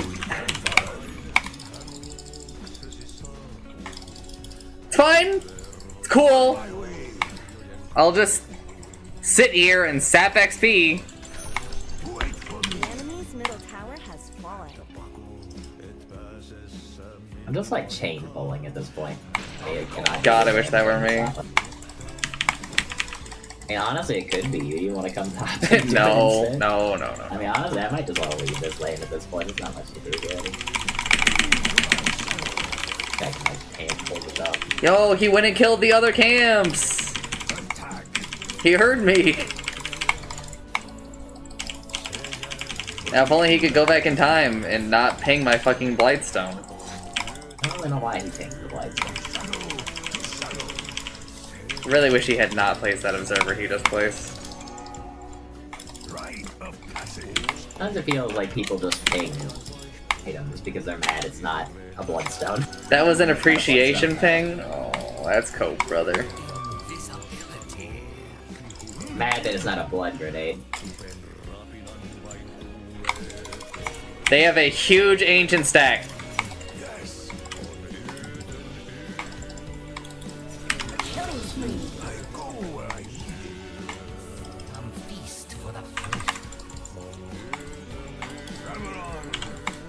Pushing top. He did go to deward that observer.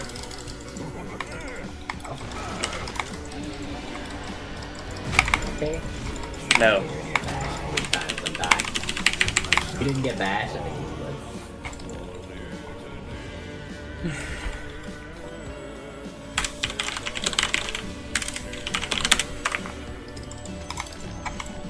Trav's Necro Eyes emoji. No, that's garbage. That's the opposite of Eyes emoji, that's garbage. They want him to buy like a different item before he buys Trav, or at least like 2 items. Trav's on him is like purely a movement speed item. Oh my god. He's dead. That's GG right there, brother. The entire stack is ours. Wow, man. You know what's even worse? I'm pretty sure that was a store-bought salve that he was using. So he invested in that one. He didn't lose that much health from it either.